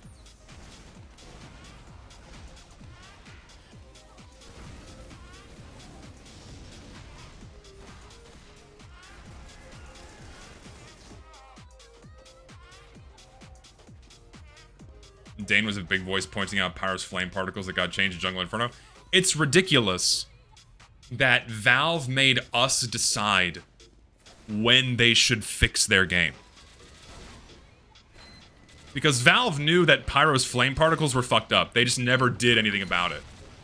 And they turned it into this shitty event where, like, oh, you have to vote on who we fix first or who we improve for. Like, we know these problems exist, but it's entirely up to you whether or not we fix them. Isn't that insane? They knew Pyro was fucked up. They knew he needed some adjustments, but, like, nah. We'll let you decide when it happens. They should have just done it. Ugh. To me, that's just insane bullshit. That, like, people look back on, like, fondly, or it's like, oh, like, there was the cute thing, like, oh, there was the Pyro versus, there was the meat, the heavy versus, the meat versus match is what it was. Alright, guys, meat versus match, it's so cute. No, how about Valve? How about just work on your fucking game and fix it?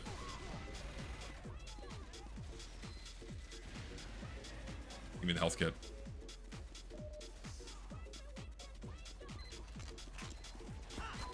Where's the sentry? Oh, it's up there. They were acting like they didn't have plenty of time. They were certainly not doing what they should have been doing with this game. But by the time 2016 came around, they were already doing a lot of things they should have been doing with this game. So. There's no denying Valve got greedy and they got lazy. They got greedy and they got lazy. P-Bean's video, The Sloth of Valve. Sloth is the perfect adjective. Valve is sloth.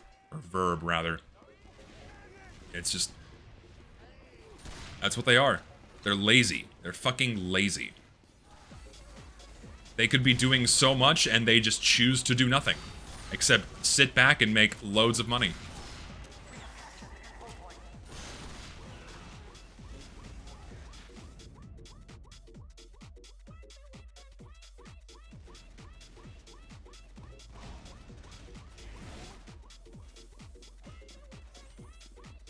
No, yeah, well, the thing is, Valve coined Valve Time.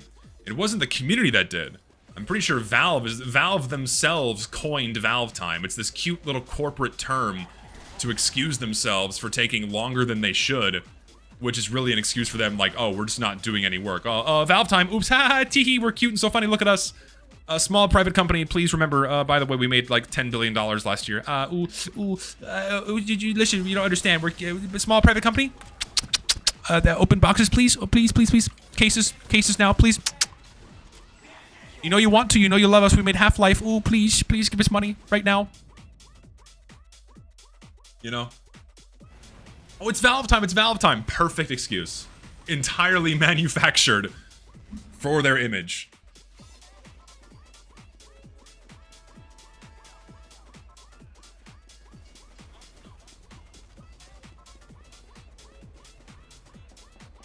No, yeah, never forget they use that. There's active AI usage inside of Deadlock. Don't you fucking forget that. That has been shown in multiple situations and cases, and they will definitely keep using AI. Because what game company would not use AI right now? It's just it's free labor. Free labor cuts down on development time. It's like, why wouldn't they?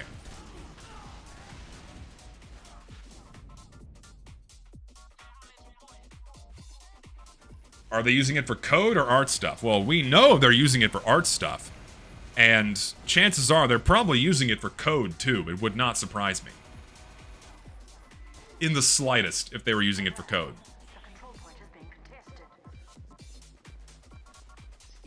Because every other game company's doing it right now. Do we think Valve's the exception? No, of course not.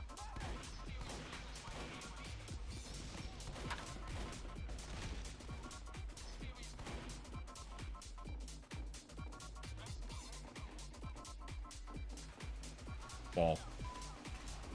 Where'd he go? Oh, that's a sentry gun. Shit.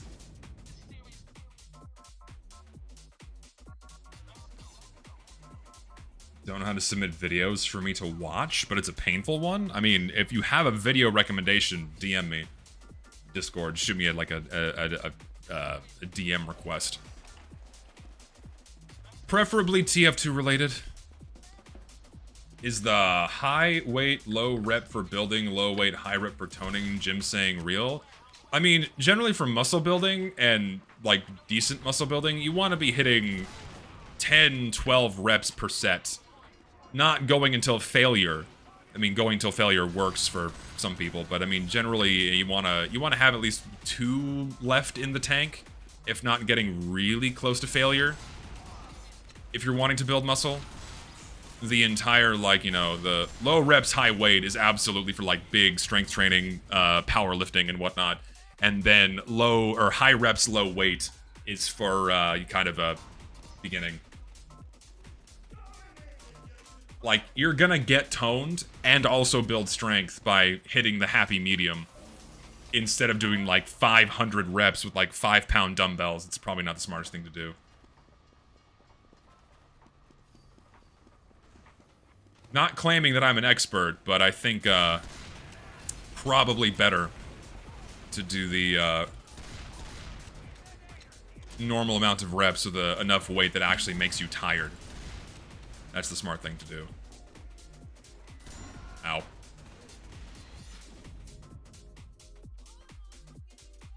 I already attempted to watch Yes Competitive, wait, is it Yes Competitive did ruin TF2?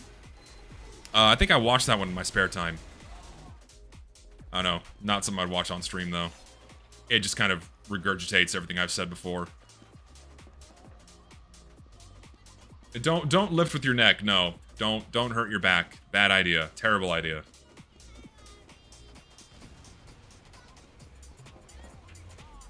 Discord confuses me. Where's the DM option? I need to be clear. My DMs are like not like officially 24/7 open. Please, for the love of God, I got like 17 since I even mentioned that. Jesus fuck. I'm not gonna be able to answer all of them. Sorry. If I don't respond to your DM, it's nothing personal. I already get hundreds of DMs a day. I can't answer all of them. It's not possible. It would have to be a second job.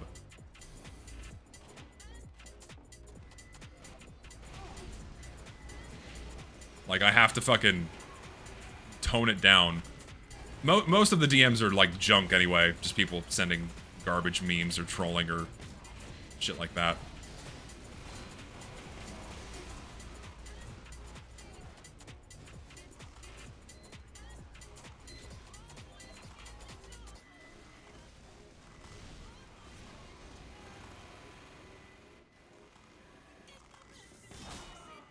Oh, I don't have the SMG. That's a problem. I still win. I want the SMG. I don't want Girardi. Gimme.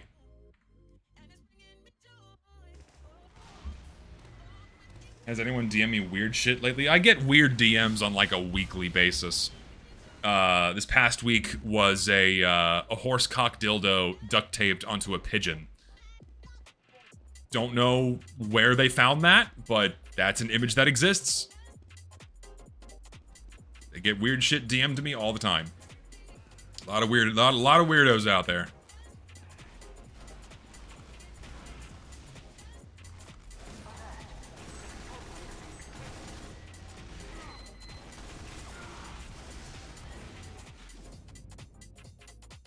I've been sent all manner of crazy shit over the years, man. I've been sent all manner of crazy shit.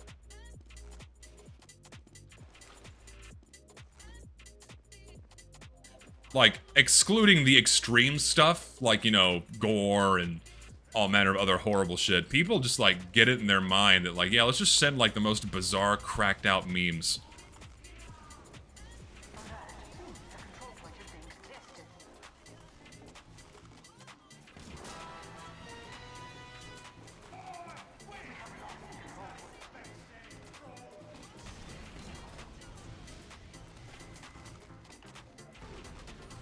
Oh god, I'm so bad. Here, I can SMG kill, yes. SMG kill, yes. Yeah, when you play TF2, you've seen it all. That's true. When you play TF2, you've seen literally everything. No, I don't need a secretary for DMs. No, not. I don't need that. It's not that important. It's not that important. It's probably a mistake to have my DMs open anyway. The only reason why they're open on Discord is because they're not open on Twitter. Because I don't look at Twitter. So Discord's open in case, like, important things, like some kind of important contact needs to happen. Otherwise, I ignore most DMs I receive.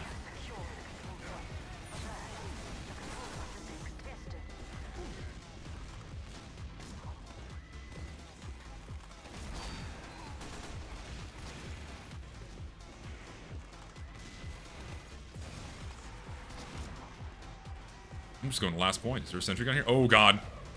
What the fuck? Where'd he go?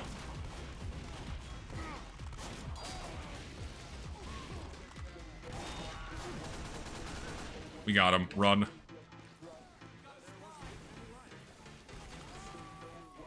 What game am I playing? I'm playing Minecraft right now, dude. This is Minecraft. It's awesome. New update just came out. They made it look like TF2. I think that's the first headshot I've ever received with the Huntsman playing Gold Rush. I don't know what they changed about the hitboxes, but, my normal ability to hit headshots has dwindled significantly.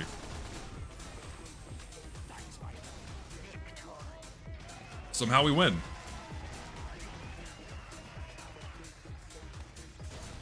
This is what Minecraft will look like in 2004. Hell yeah, dude. I gotta go, unfortunately. I forgot there's something I need to take care of. So, I have to bounce, ladies and gentlemen. I will quickly do Scrandle before I go.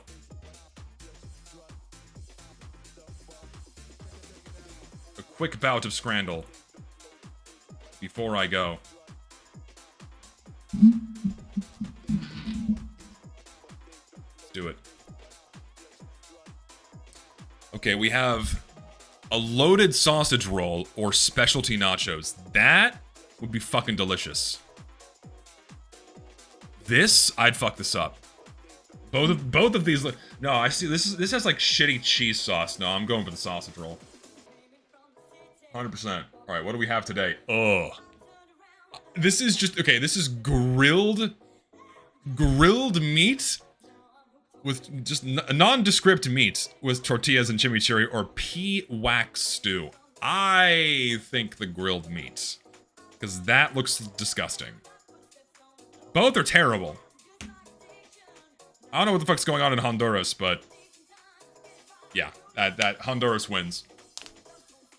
A crepe or jerk chicken and rice box.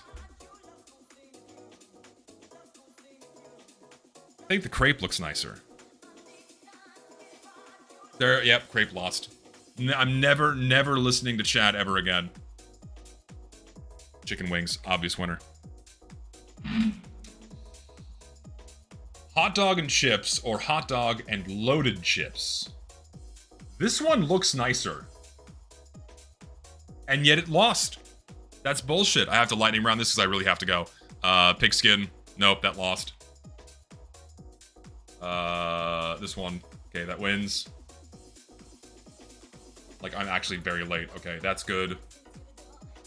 Come on, load faster. I have to leave. This one. Nope, that lost.